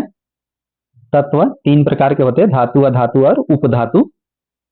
हाइड्रोजन का रासायनिक सूत्र मतलब संकेत क्या है A है, H है, ऑक्सीजन का O है, कार्बन डाइऑक्साइड का फार्मूला क्या है CO2। प्रकाश का अपवर्तन किसे कहते हैं तो जब प्रकाश एक माध्यम से दूसरे माध्यम में प्रवेश करता है जैसे ये है तो ऐसे जाना चाहिए उसको ऐसे करके, लेकिन ये ऐसे मुड़ जाता है तो इसी को क्या बोला जाता है प्रकाश का अपवर्तन। तो ये हमको पता होना चाहिए। बिजली पैदा करने वाले प्रमुख स्रोत कौन सा है तो थर्मल, हाइड्रो और मतलब विद्युत उत्पन्न करने के प्रमुख स्रोत तो थर्मल होता है मतलब कोयले से जो बनता है, हाइड्रो होता है पानी से, न्यूक्लियर होता है जो परमाणु ऊर्जा से और सौर ऊर्जा से और पवन ऊर्जा से भी होता है। तो ये आपको ध्यान रखना है। रेडियोधर्मिता किसे कहते हैं तो परमाणु का रेडियो एक्टिव तत्वों में परिवर्तन को क्या बोला जाता है रेडियो धर्मिता। सूर्य से ऊर्जा किस रूप में उत्सर्जित होता है? तो विद्युत चुंबकीय तरंगों के रूप में उत्सर्जित होता है। पृथ्वी का सबसे बाहरी हिस्सा क्या कहलाता है? तो क्रस्ट कहलाता है, भूपरपट्टी। और पृथ्वी का आंतरिक परत कौन सी है? तो मेटल है, रोड जिसको बोलते हैं। पृथ्वी का केंद्र किससे बना है? तो लोहा और निकिल से बना हुआ है। ये सबसे कठोर भाग है जिसको क्रोड बोला जाता है। जलवायु परिवर्तन का प्रमुख कारण क्या है? तो ग्रीन हाउस के गैसें, मतलब जिसको CFC भी बोला जाता है, क्लोरोफ्लोरो कार्बन। पृथ्वी का सबसे ज्यादा वर्षा कहाँ होता है? तो कहाँ होता है?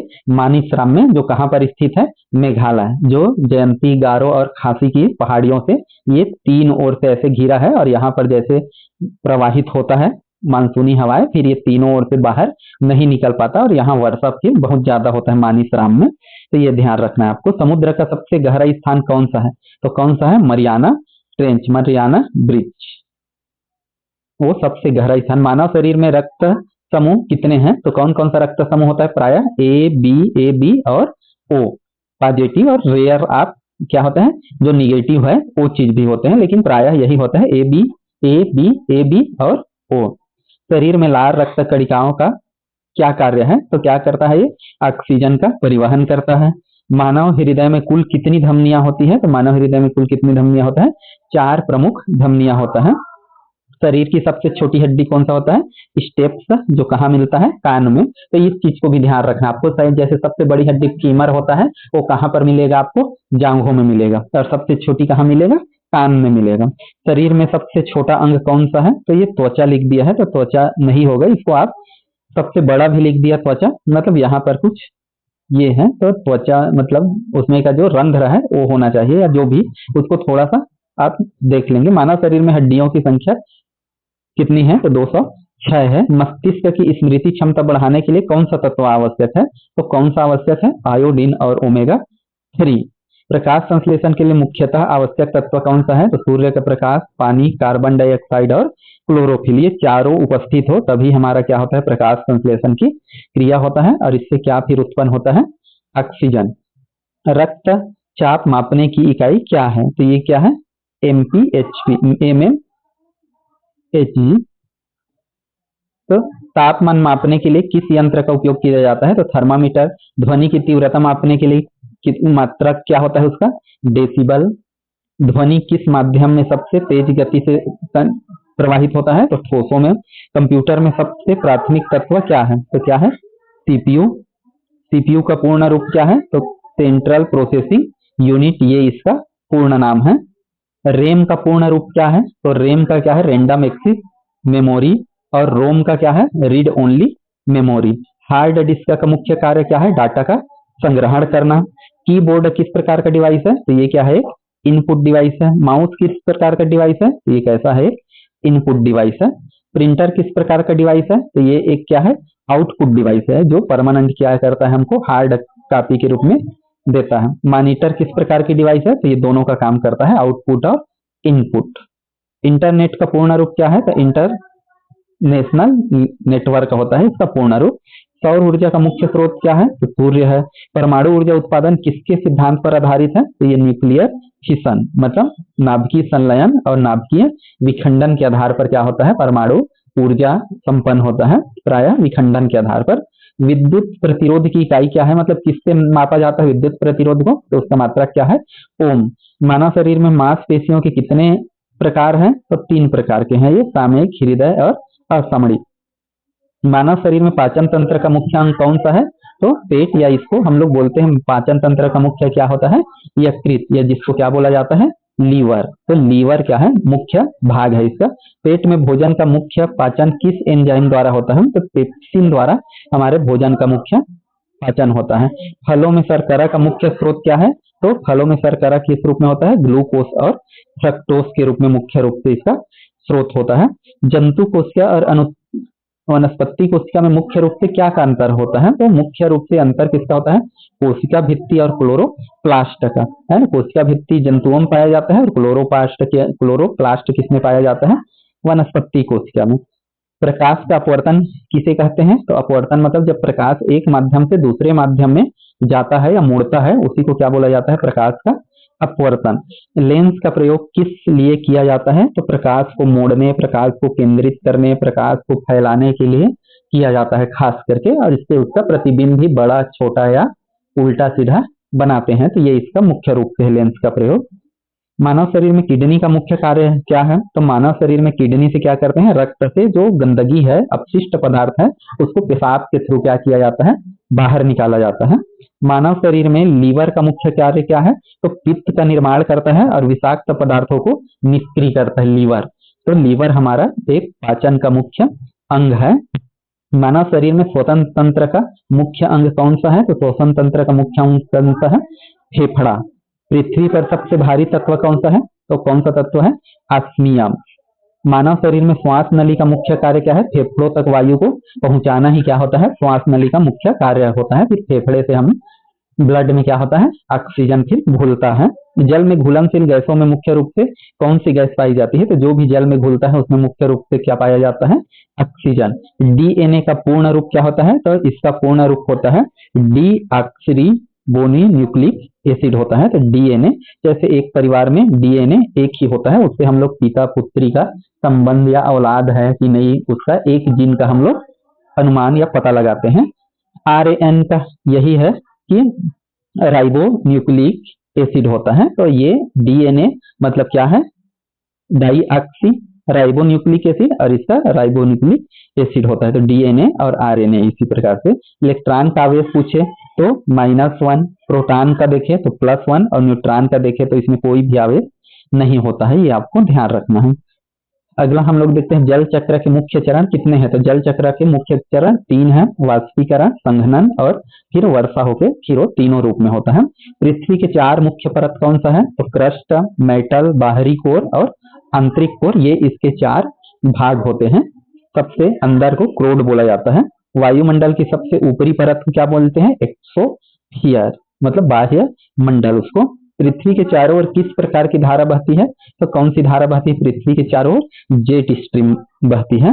कंप्यूटर में स्टोरेज डिवाइस के प्रमुख प्रकार कौन से हैं? तो HDD, SSD, pen drive, optical disc, ये सभी चीज है जिसमें हम लोग डाटा को क्या करते हैं? संग्रहित करते हैं। मोबाइल फोन किस प्रकार की डिवाइस है? तो ये इनपुट और आउटपुट दोनों का काम करता है। एलईडी का पूर्ण रूप क्या है? तो लाइट इमिटिंग डायोड होता है एलईडी। जैसे आज के डेट में एलईडी बल्ब जलता है, हर चीज में, टीवी भी एलईडी हो गया है, तो यही है लाइट इमिटिंग डायोड है। एलसीडी का पूर्ण रूप क्या है? तो लिक्विड क्रिस्टल डिस्प्ले होता है एलसीडी आज के डेट में। इसीलिए जो पिक्चर क्वालिटी है हमारे एलसीडी का, टीवी का, वो क्या हो गया है? बहुत ही शार्प हो गया है। सौर सेल का मुख्य कार्य क्या है? तो सौर सेल क्या करता है? सूर्य की ऊर्जा को विद्युत ऊर्जा में बदलता है। बैटरी का मुख्य कार्य क्या होता है? तो विद्युत ऊर्जा संग्रहित करता है और उसको फिर क्या करता है? बैटरी का मुख्य कार्य है उसको संग्रहित करना और फिर आगे जाके उसको विद्युत ऊर्जा में उपयोग में लाना। इलेक्ट्रिक सर्किट का मुख्य घटक कौन सा है? तो मतलब इसमें क्या है? रेजिस्टेंस, केबल और क्या है? सोर्स, स्विच, ये सब चीज क्या है? इसके मुख्य घटक है।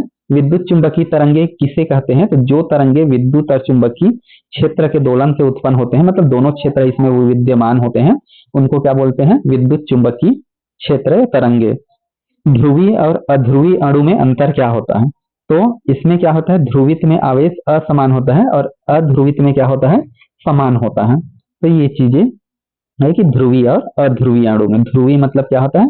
आवेश होगा उसमें, अध्रुवित मतलब उसमें ध्रुव नहीं होगा, ये मान के चलिए।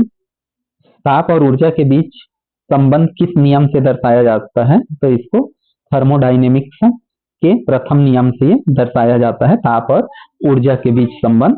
विद्युत चुंबकत्व की खोज किसने की? तो हंस क्रिश्चियन ने किया था।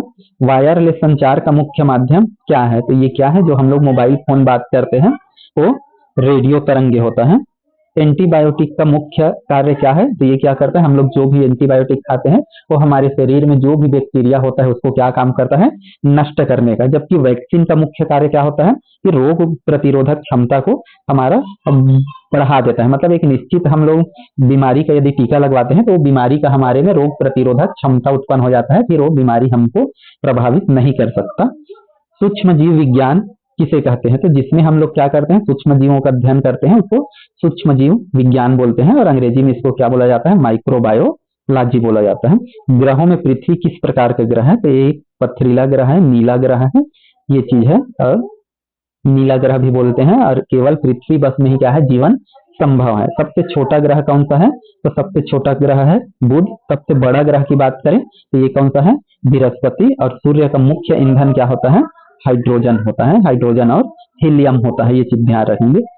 स्टार्स का मुख्य ऊर्जा स्रोत क्या है? तो स्टार जितने भी होते हैं, जैसे सूर्य एक स्टार है, तो उसका ऊर्जा स्रोत क्या होता है? नाभिकीय संलयन, मतलब यही है, हाइड्रोजन प्लस हाइड्रोजन होता है और क्या बन जाता है?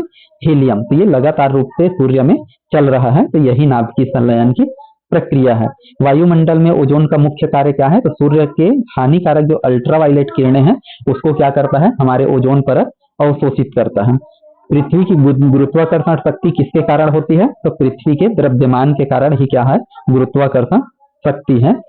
विद्युत उत्पादन में टरबाइन का क्या कार्य है? तो यांत्रिक कार्य को, ये मतलब यांत्रिक ऊर्जा को घूर्णन ऊर्जा में बदलता है, मतलब घूमता है और उससे फिर क्या होता है? विद्युत उत्पन्न होता है। मतलब इसमें यांत्रिक कार्य को किसमें बदला जाता है? विद्युत ऊर्जा में। जल विद्युत का स्रोत क्या होता है? तो जल विद्युत का मुख्य रूप से स्रोत क्या होता है? नदी या बांध होता है। जैसे ऊपर से पानी गिरता है, फिर उसको उससे टरबाइन हम घुमाते हैं और उसी से उसके घूमने से ही क्या उत्पन्न होता है? विद्युत उत्पन्न होता है।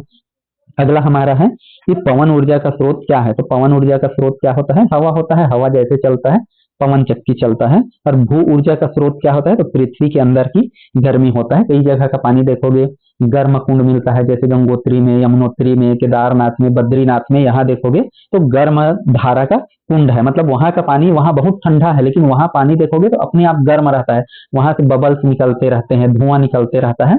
तो ये पृथ्वी के आंतरिक जो भाग है उसकी शक्ति है, तो भू ऊर्जा का ये मुख्य स्रोत है। तो दोस्तों इस प्रकार से हमने 500 सवाल पूरे कर लिए हैं। यदि ये वीडियो आपको पसंद आ रहा होगा तो जरूर वीडियो को लाइक, शेयर और चैनल को सब्सक्राइब करें।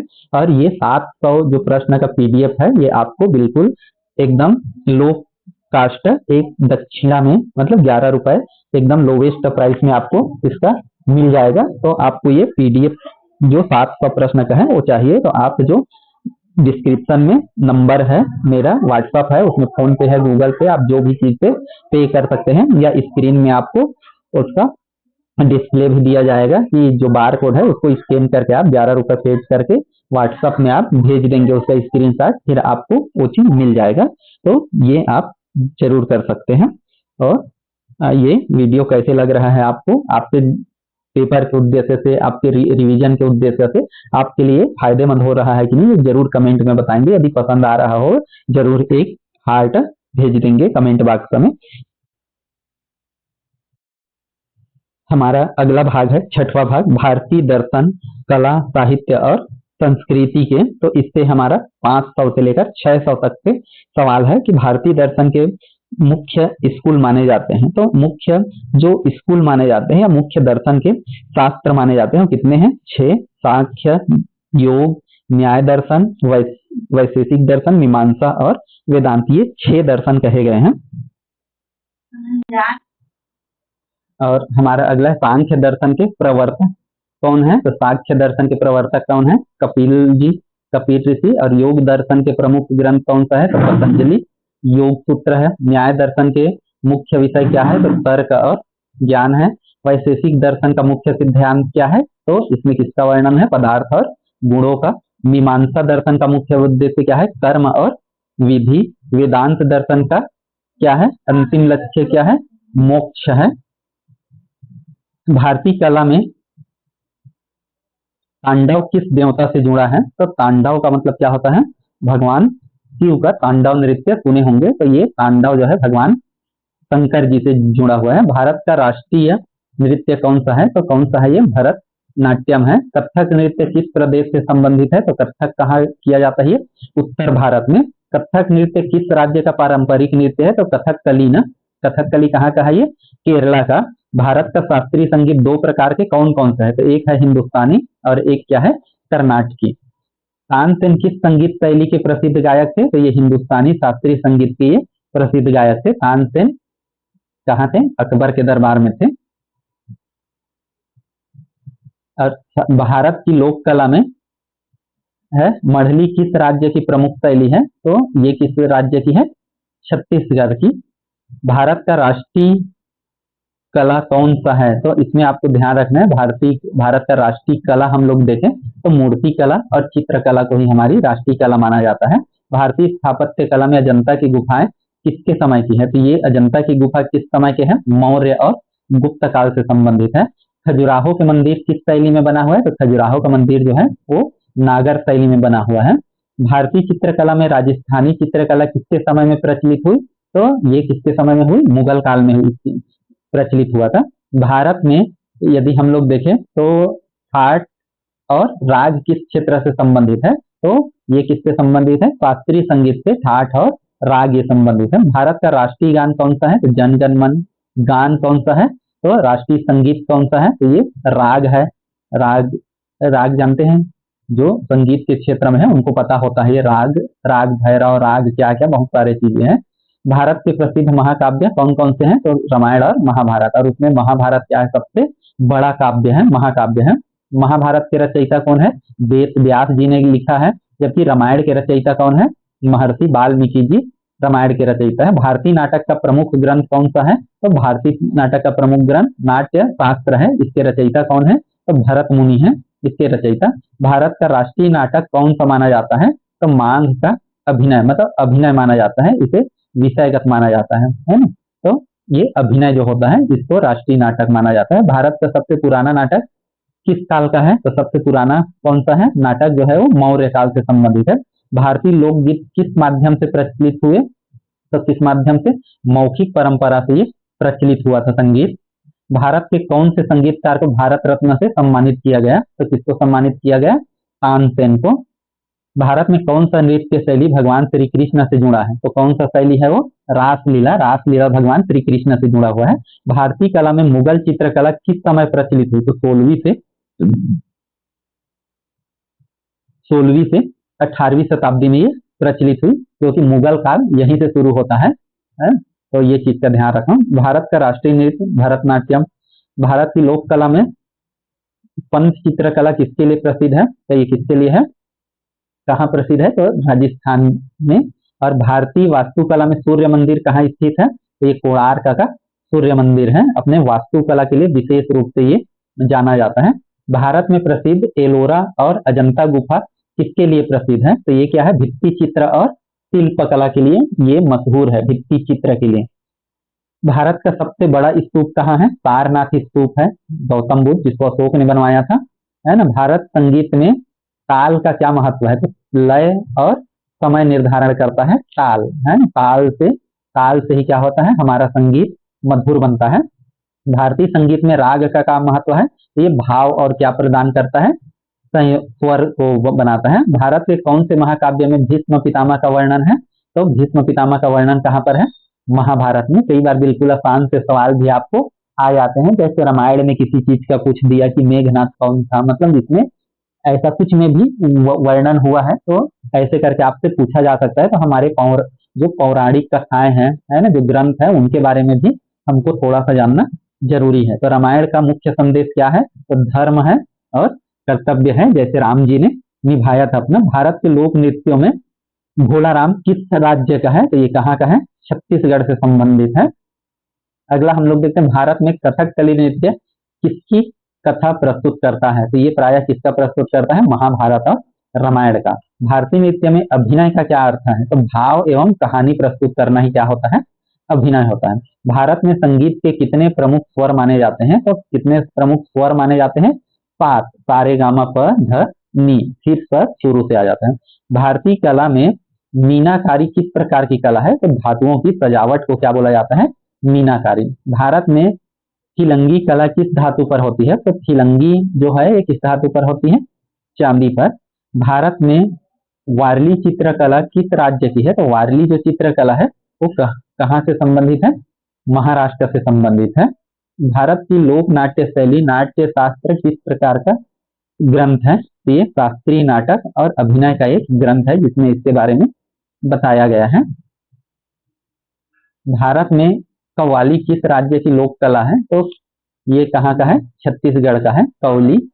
भारत में बुनाई की पारंपरिक कला किसके लिए प्रसिद्ध है? तो कच्छ और राजस्थान में ये प्रमुख रूप से प्रचलित है बुनाई का।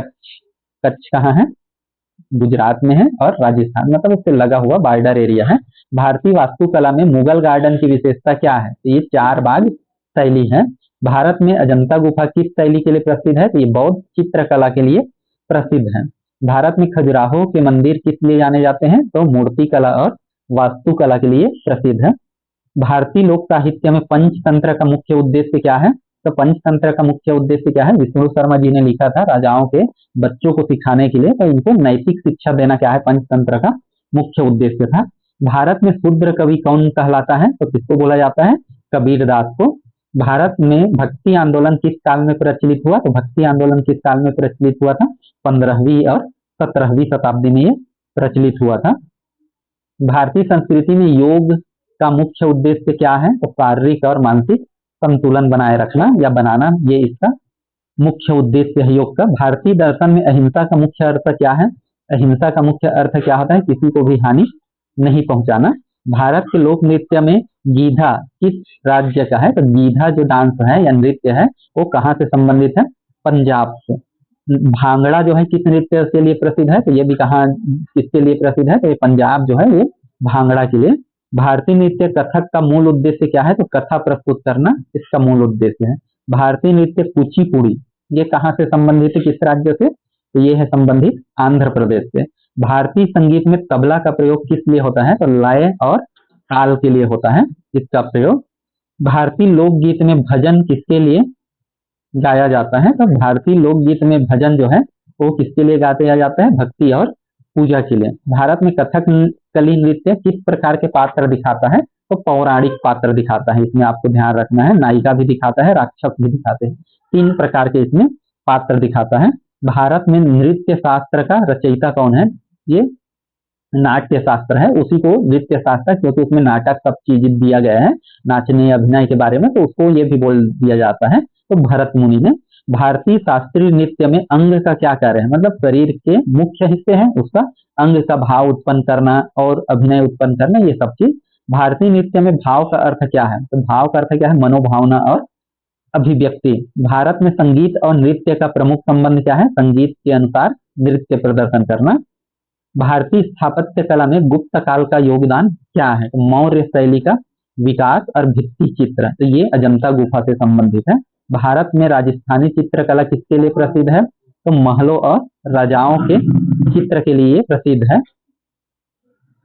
अगला है भारत में मधुबनी चित्रकला किस राज्य की है? तो ये मधुबनी चित्रकला कहाँ की है? बिहार की।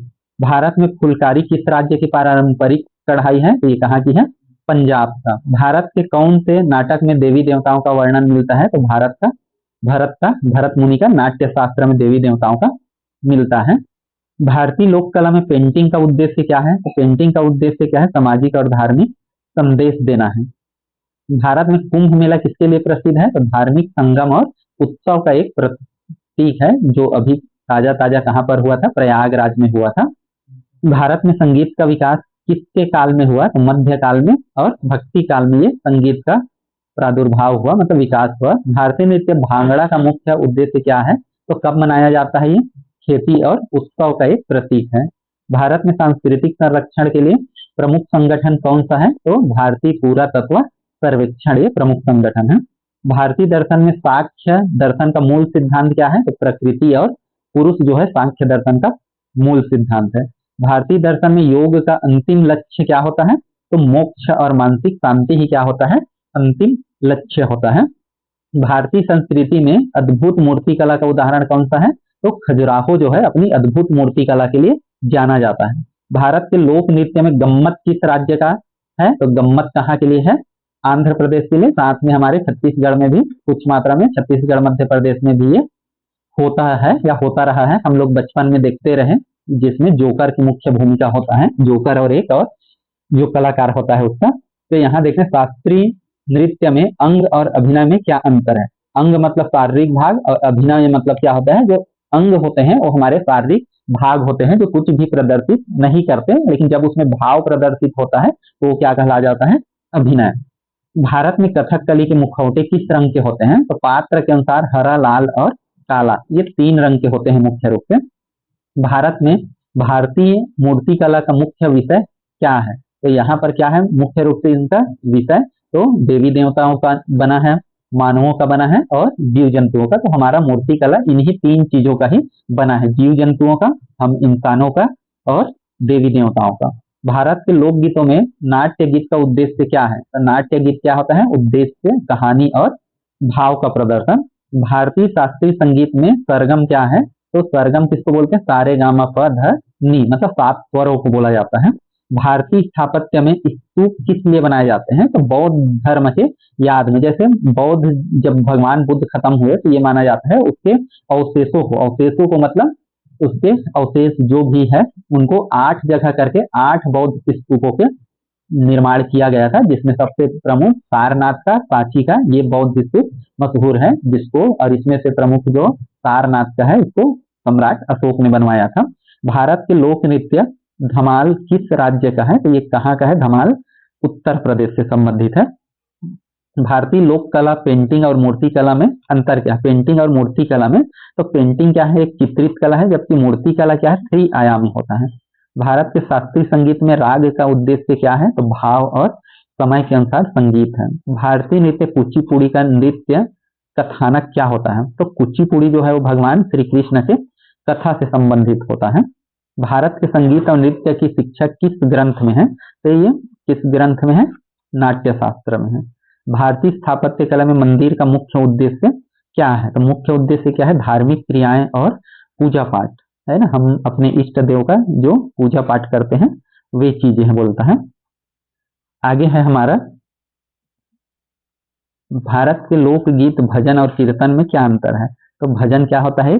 गीत होता है, जबकि कीर्तन क्या होता है? संवादात्मक होता है, मतलब गीत जैसे ये भजन जैसे नहीं होता। तो कीर्तन सिंपल रूप से होता है समझ जाइए, और भजन एक प्रमुख गीत जैसे होता है, ये मान के चलिए। भारत की लोक कला में ढेका किसके लिए होता है? तो त्योहार और उत्सव के लिए होता है। भारत में महोत्सव और मेला का मुख्य उद्देश्य क्या है? तो इसका मुख्य उद्देश्य क्या है? सांस्कृतिक और धार्मिक उत्सव होता है।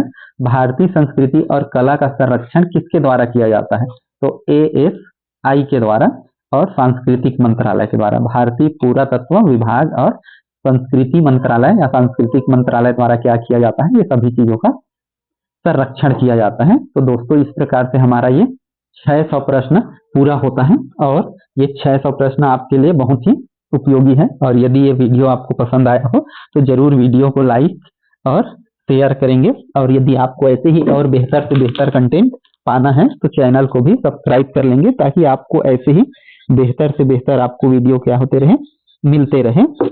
और इसका यदि आपको PDF चाहिए तो PDF बिल्कुल केवल 700 प्रश्नों का ये जो PDF है वो 11 रुपए में उपलब्ध है। दिए गए नंबर पर आप 11 रुपए पेड करके या बार कोड को स्कैन करके आप 11 रुपए पेड करके उसका स्क्रीनशॉट भेजेंगे तो आपको इसका PDF मिल जाएगा 700 प्रश्नों का। बिल्कुल इसे एक ऐसे कास्ट के रूप में रखा गया, समझ जाइए ये एक दक्षिणा की गुरु दक्षिणा के रूप में है, बिल्कुल मिनिमम रेट में। और बाकी ये वीडियो आपको टेलीग्राम चैनल में भी उपलब्ध रहेगा हमेशा। तो आप टेलीग्राम चैनल में और जो भी पिछले वीडियोस हैं उनका सभी का PDF भी वहां पर फ्री है, तो उसको भी आप ज्वाइन कर लीजिए। तो वहां पर बहुत सारे जो है वो जो 100 प्रश्न है, 50 प्रश्न का है, उन सब का PDF बिल्कुल फ्री में है। केवल आपको चार्ज हम लेंगे 500 से 1000 भर, 2000, 3000 के आगे जो PDF आएंगे केवल उनका बस ये मान के चलिए कि केवल 11 रुपए ही चार्ज होगा। यदि 1000 के आसपास का PDF आता है तो उनका चार्ज केवल 11 रुपए रहेगा, उससे ज्यादा चार्ज नहीं रहेगा। यदि 2-3 हजार का आता है तब उसका चार्ज 21 रुपए, उससे ज्यादा नहीं होगा। और बाकी 100, 200 या और पिछले वाले 500, 700 प्रश्न जितने भी थे उनका PDF अभी तक बिल्कुल फ्री है। और केवल 500-700 1000 भर की जो PDF है केवल वही PDF बस का कास्ट रखा गया है, वो भी एक मिनिमम प्राइस में कि गुरु दक्षिणा के रूप में एक रखा गया है। तो आप इसको यही मान के चलिए कि 11 रुपए दक्षिणे के रूप में इसको रखा गया है। तो आप पेड करके ये PDF ले सकते हैं, और सभी वीडियो और PDF और फ्री में पाने के लिए आप जरूर टेलीग्राम चैनल को ज्वाइन कीजिए, और वहां पर देखिए बेहतर से बेहतर कंटेंट आपको एक जगह मिलेंगे। और वहां भी जो PDF है 100 प्रश्न, 50 प्रश्न के मैथ के आपको मिलेंगे, रीजनिंग के मिलेंगे, इंग्लिश के मिलेंगे, हर सब्जेक्ट तक आपको PDF बेहतरीन रूप में वहां भी मिलेगा। तो चलिए हम देखते हैं हमारा पर्यावरण से संबंधित 100 सवाल। पर्यावरण का अर्थ क्या होता है? तो किसी जीव के चारों ओर मौजूद सभी बाहरी और आंतरिक कारकों को ही क्या बोला जाता है? पर्यावरण। मतलब हमारे चारों ओर के। जैविक पर्यावरण में क्या शामिल होता है? तो जैविक मतलब जीव होता है, तो उसमें पौधे, जीव जंतु, सूक्ष्म जीव सब चीज शामिल होते हैं जैविक पर्यावरण में। अजैविक पर्यावरण में क्या शामिल होंगे? तो जल, वायु, मिट्टी और तापमान, जो भी चीजें हैं ये सारी चीजें वहां पर शामिल होंगे। पारिस्थितिक तंत्र क्या है? तो जीव और उसके भौतिक वातावरण का आपस में संबंध क्या कहलाता है? पारिस्थितिक तंत्र कहलाता है। जैव विविधता क्या है? तो किसी क्षेत्र में जीव के विभिन्न रूप पाए जाते हैं, उसी को क्या बोला जाता है? जैव विविधता। जैसे हमारे तरफ यदि हम लोग देखें तो जो मैदानी भाग में है, भालू हुआ, बकरी हुआ, वो लोग सिंपल होते हैं या ब्लैक कलर के पाएंगे, ब्राउन कलर के। लेकिन हम इन्हीं को जब हम उत्तर भारत में हिमालय पर्वत में देखते हैं तो इनका कलर कैसे हो जाता है? व्हाइट हो जाता है और बड़े बड़े बाल हो जाता है। मतलब ये जैव विविधता है। मतलब अलग अलग जगह के हिसाब से जीव जंतुओं के आकार प्रकार या उनके साइजों में क्या हो जाता है? थोड़ा चेंज हो जाता है, वो कहलाता है। भारत में सबसे अधिक जैव विविधता वाला क्षेत्र कौन सा है? तो भारत में सबसे अधिक जैव विविधता कहाँ पाया जाता है? पश्चिमी घाट में। तो पश्चिमी घाट हमारा जो कौन सा एरिया है? गुजरात, और गुजरात से लेकर नीचे जो महाराष्ट्र, गोवा, फिर कर्नाटक, फिर केरल और लास्ट सबसे नीचे में क्या है? तमिलनाडु। ये वाला जो एरिया है पश्चिमी घाट, यहाँ पर मिलेगा। ओजोन परत का मुख्य कार्य क्या है? तो सूर्य के अल्ट्रावायलेट जो किरणें होता है उनको क्या करता है? उससे हमारी रक्षा करता है। ग्रीन हाउस प्रभाव किससे संबंधित है? तो पृथ्वी के सतह का गर्म होना, ये क्या कहलाता है? ग्रीन हाउस प्रभाव। और इसके लिए जो संबंधित कारक है वो क्या होता है? कार्बन डाइऑक्साइड होता है। मुख्य ग्रीन हाउस गैसें कौन सा होता है? तो कार्बन डाइऑक्साइड, CH4N2O, होता है। प्रदूषण किसी कहते हैं? तो प्रदूषण क्या होता है? पर्यावरण में हानिकारक तत्वों का जो मिश्रण होना है या मिलना जो है वही क्या कहलाता है? प्रदूषण। वायु प्रदूषण के प्रमुख स्रोत कौन सा है? तो उद्योगों का वाहन, धुआं, कोयला और जो भी उद्योगों के चिमनी से जो धुआं निकलता है वो सभी चीजें हैं। जल प्रदूषण के मुख्य कारण कौन से हैं? तो औद्योगिक अपशिष्ट, घरेलू सीवेज, कृषि रसायन। ध्वनि प्रदूषण किसे कहते हैं? तो ये क्या है? जल प्रदूषण के कारण है, घरेलू सीवरेज, कृषि रसायन, ये सब। और ध्वनि प्रदूषण में क्या होता है? जो उच्च स्तर के जो आवाज होता है 80 डेसिबल से, 80 डेसिबल से यदि जो अधिक का आवाज है वो किसके अंतर्गत आता है? ध्वनि प्रदूषण के अंतर्गत। मृदा प्रदूषण के मुख्य कारण क्या है? तो मृदा प्रदूषण का मुख्य कारण क्या होता है? रासायनिक उर्वरक, कीटनाशक, जो औद्योगिक उद्योगों से जो अपशिष्ट निकलता है वो सारी चीज। पर्यावरणीय संरक्षण का उद्देश्य क्या होता है? प्राकृतिक संसाधनों का हम लोग संरक्षण करें और उनका संतुलन हमारा पर्यावरण से बनाए रखें, ये हमारा मुख्य उद्देश्य होता है। जैव ईंधन क्या है? तो जीवित जो स्रोतों से प्राप्त ऊर्जा है उसको क्या बोला जाता है? जैव ईंधन। सौर ऊर्जा क्या है? तो सूर्य से प्राप्त जो ऊर्जा है वो क्या कहलाता है? सौर ऊर्जा। पवन ऊर्जा का स्रोत क्या है? तो हवाएं हैं। मतलब जहां पर खुले भाग में क्या है? हवाएं तेज चलती है, फिर उनसे हम लोग पवन चक्कियों को घुमाते हैं, फिर टरबाइन घूमता है और विद्युत का उत्पादन होता है। ये क्या है? पवन ऊर्जा का उपयोग है।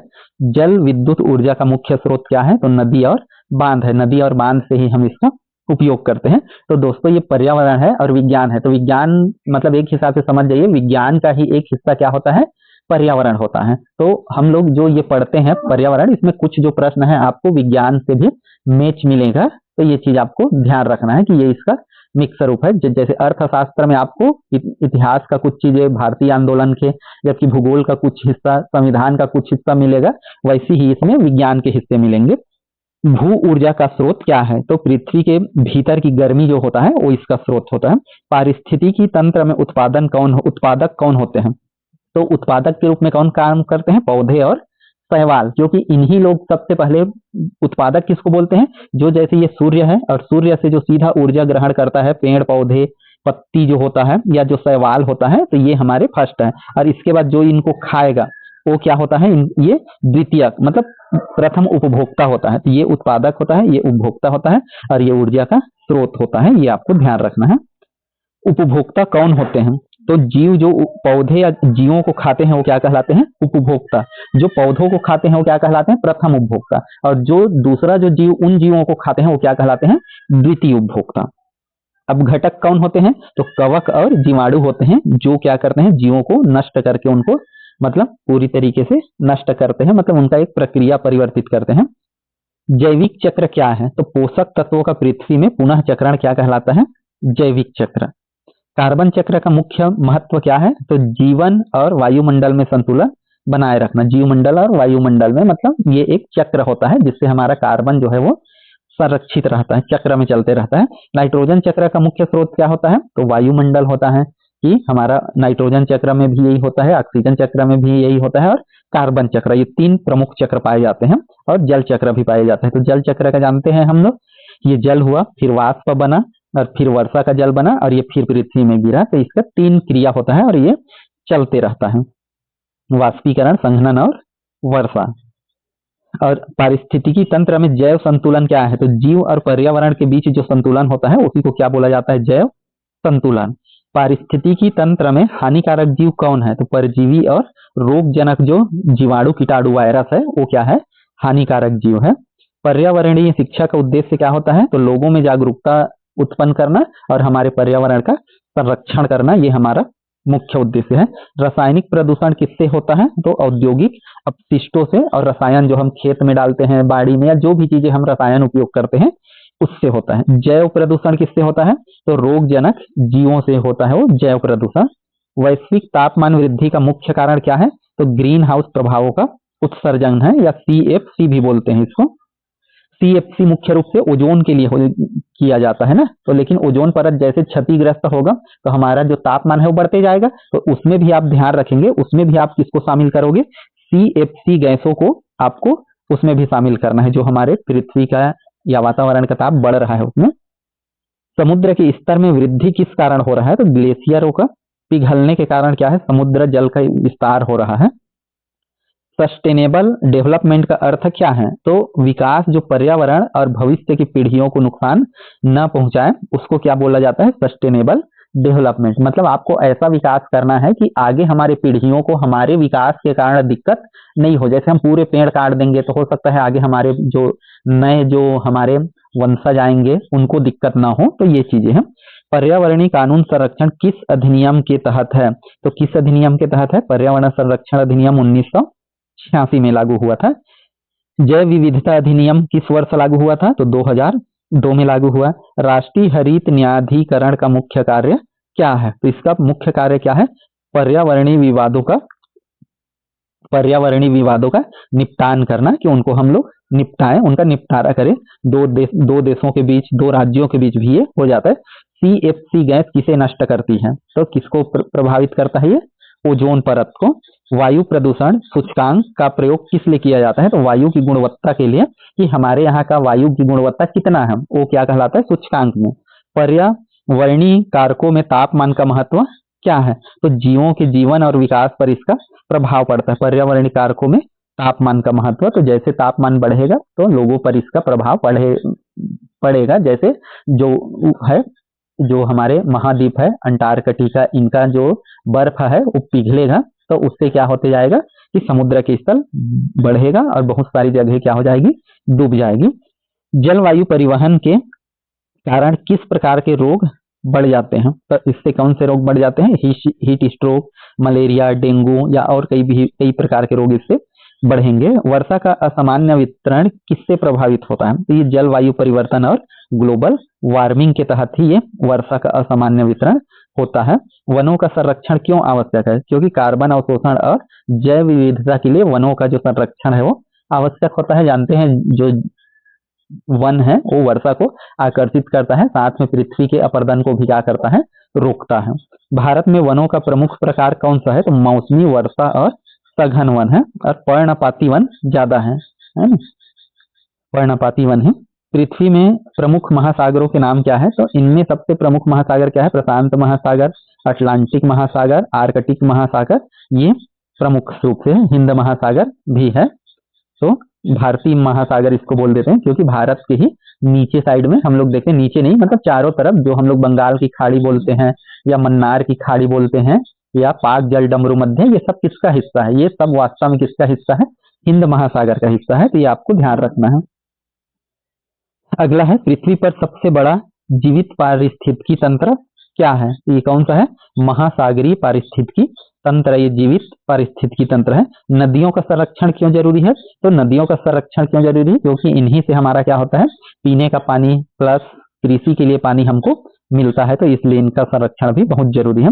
प्लास्टिक प्रदूषण का मुख्य स्रोत क्या है? तो पैकेज्ड फूड है, क्योंकि पैक्ड जो फूड होते हैं वो प्राय प्लास्टिक में होते हैं। चिप्स, कुरकुरे, बिस्किट, ये सभी चीजें देखोगे तो इसी में होते हैं, प्लास्टिक उत्पाद ये सब।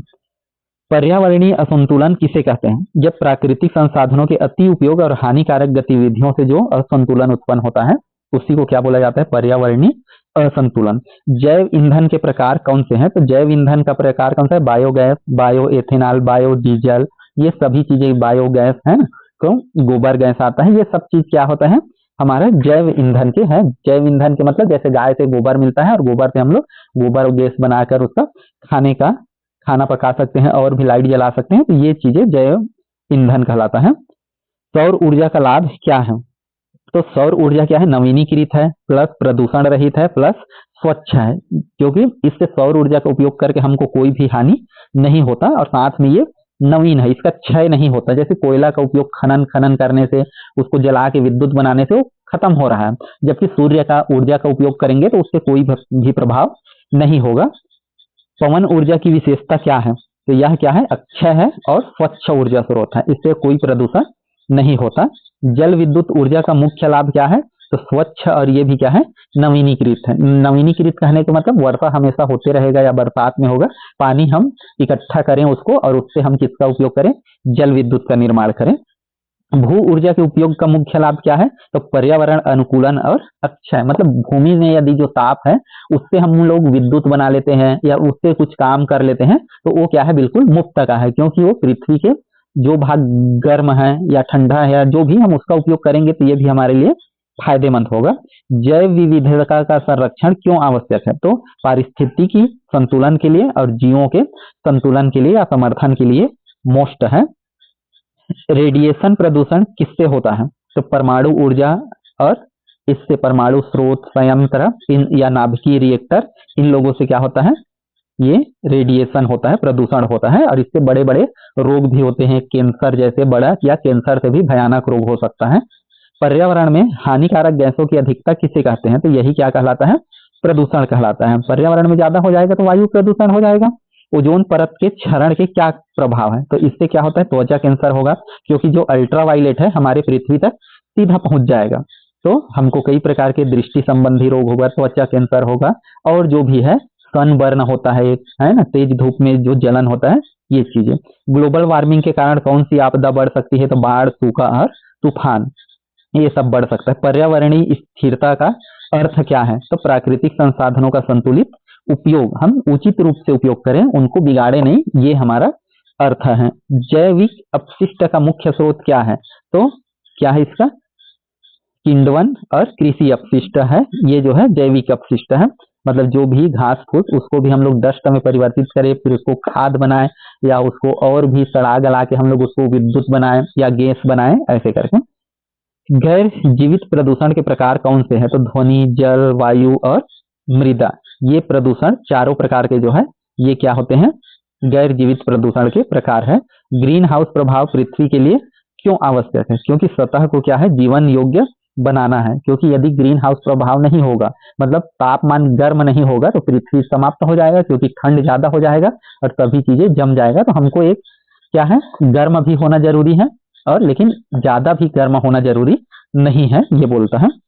पृथ्वी पर कौन सा प्राकृतिक संसाधन नवीनीकृत है? तो कौन सा क्या है?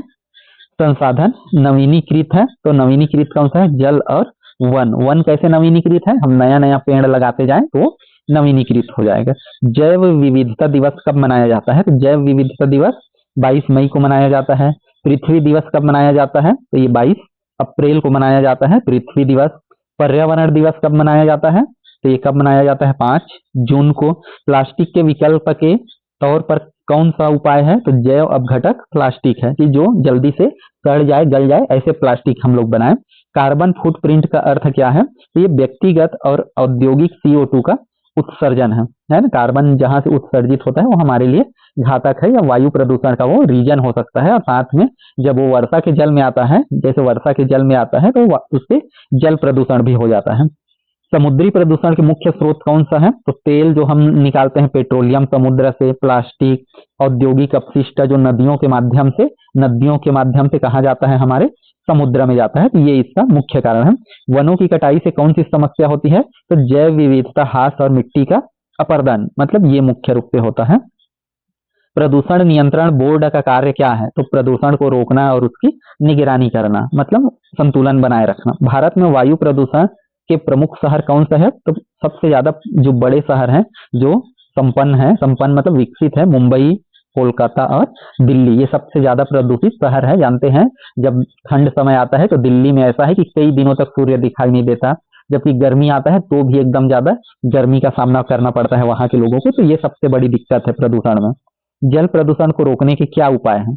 तो सबसे इसको रोकने के क्या उपाय हैं? सीवेज है, इसका ट्रीटमेंट है, और औद्योगिक अपशिष्टों का नियंत्रण है कि जो भी उद्योगों से अपशिष्ट निकलता है उनका उचित उपचारण किया जाए। उस प्रदूषित जो उसमें का पदार्थ है उसको निकाल के उसके जलों का खाद के रूप में या कुछ कार्यों में उनका उपयोग हो सके, ऐसा प्रयोग करना चाहिए। मृदा अपरदन का मुख्य कारण क्या है? तो वनों की कटाई है और कृषि गतिविधि है। वन ज्यादा मात्रा में कट रहे हैं तो हो रहे हैं। पर्यावरणीय प्रभाव मूल्यांकन किसके लिए किया जाता है? तो विकास परियोजनाओं के पर्यावरणीय प्रभाव का मूल्यांकन किया जाता है, मतलब विकास से पर्यावरण पर कितना प्रभाव पड़ता है ये चीज किया जाता है। ग्रीन हाउस गैसों की अधिकता से क्या प्रभाव पड़ता है? तो तापमान में वृद्धि होता है और जलवायु क्या होता है? परिवर्तित होता है, और इससे हमारा जो ग्लेशियर है वो क्या होने लगते हैं? पिघलने लगते हैं। प्राकृतिक संसाधनों के दो प्रकार कौन से हैं? तो कौन से हैं? एक नवीनीकृत है और एक अनवीनीकृत है। जैसे कोयला, पेट्रोलियम, ये अनवीनीकृत है, एक बार निकला, जला और वो खत्म हो गया, दूसरा नहीं बनेगा। जबकि हमारा सूर्य है, जल है, ये चीज है, हवा है, मतलब पवन ऊर्जा, ये सब क्या है? नवीनीकृत है। बायोगैस किससे प्राप्त होता है? तो जीवित अपशिष्ट और गोबर से। जीवित अपशिष्ट मतलब जो हरे घास वास है ये भी जीवित है ना, तो इनको जब सड़ा गला के एक जगह एक टंकी में डाल के उससे बायोगैस बनाया जाता है तो इसको बोला जाता है। वैश्विक वार्मिंग के प्रमुख संकेत क्या है? तो वैश्विक वार्मिंग के प्रमुख स्रोत क्या है? ग्लेशियरों का पिघलना और समुद्र के स्तर के जल में वृद्धि होना, ये इसका प्रमुख कारण है। सौर ऊर्जा संयंत्र कहाँ स्थापित होते हैं? तो सौर ऊर्जा संयंत्र कहाँ स्थापित होते हैं? जैसे राजस्थान है। राजस्थान क्या है? एक समतल क्षेत्र है जहां पर ज्यादा पेड़ पौधे पहाड़ की कमी है, तो वहां पर धूप ज्यादा मात्रा में होता है। इसीलिए देखोगे कि राजस्थान में क्या है? सौर ऊर्जा सबसे ज्यादा विकसित है, और साथ में हमारे तमिलनाडु में भी ये बहुत ज्यादा विकसित है। पवन ऊर्जा संयंत्र कहाँ स्थापित किए जाते हैं? तो पहाड़ी और खुले मैदानों में। सौर ऊर्जा मैदानों में, जबकि ये क्या, पवन जो ऊर्जा है ये पहाड़ी और खुले मैदान में। जल विद्युत परियोजनाओं का मुख्य पर्यावरणीय प्रभाव क्या है? जल स्रोतों और वन्य जीव पर जो प्रभाव पड़ता है वही क्या है? इसका पर्यावरणीय प्रभाव है। पर्यावरणीय शिक्षा के प्रमुख उपाय क्या है? तो स्कूल और सामुदायिक कार्यक्रम है इसका प्रमुख उपाय। जैव विविधता ह्रास का मुख्य कारण क्या है? तो वनों की कटाई, प्रदूषण और अवैध शिकार। अवैध शिकार मतलब शेरों को मारना, जो भी चीता है, जो भी जंगली जानवर है, तो फिर लोग क्या है? जंगल में बिल्कुल बेझिझक घूम सकते हैं, जबकि जंगलों में हाथी, शेर या चीते, लकड़बग्घे रहे तो इंसान वहां पर जाने से डरेंगे और वनों की सुरक्षा भी हो जाएगा। इसीलिए क्या होता है आज के डेट में टाइगर रिजर्व या तेंदुआ का क्षेत्र, ये सब चीज बनाया जाता है प्राकृतिक रूप से, ताकि लोग भी वनों को ना काटे, संरक्षित किया जाता है। पृथ्वी पर जलवायु परिवर्तन का सबसे बड़ा कारण क्या है? तो मानव जनित ग्रीन हाउस गैस का उत्सर्जन ही है मेन रूप से। ओजोन परत की सुरक्षा के लिए कौन से उपाय किए जाते हैं? तो कौन से उपाय किए जाते हैं कि ऐसा उपाय किए जाए जिससे CFC का उपयोग क्या हो जाए? कम हो जाए। तो ऐसे रसायनों का खोज किया जा रहा है। भारत में सबसे अधिक वन क्षेत्र वाला राज्य कौन सा है? तो कौन सा है ये? मध्य प्रदेश है। प्लास्टिक प्रदूषण को कम करने के लिए कौन से कदम उठाए जा सकते हैं? तो प्लास्टिक बैग का उपयोग कम करके या रिसाइकलिंग का रास्ता खोजकर इसको कम किया जा सकता है।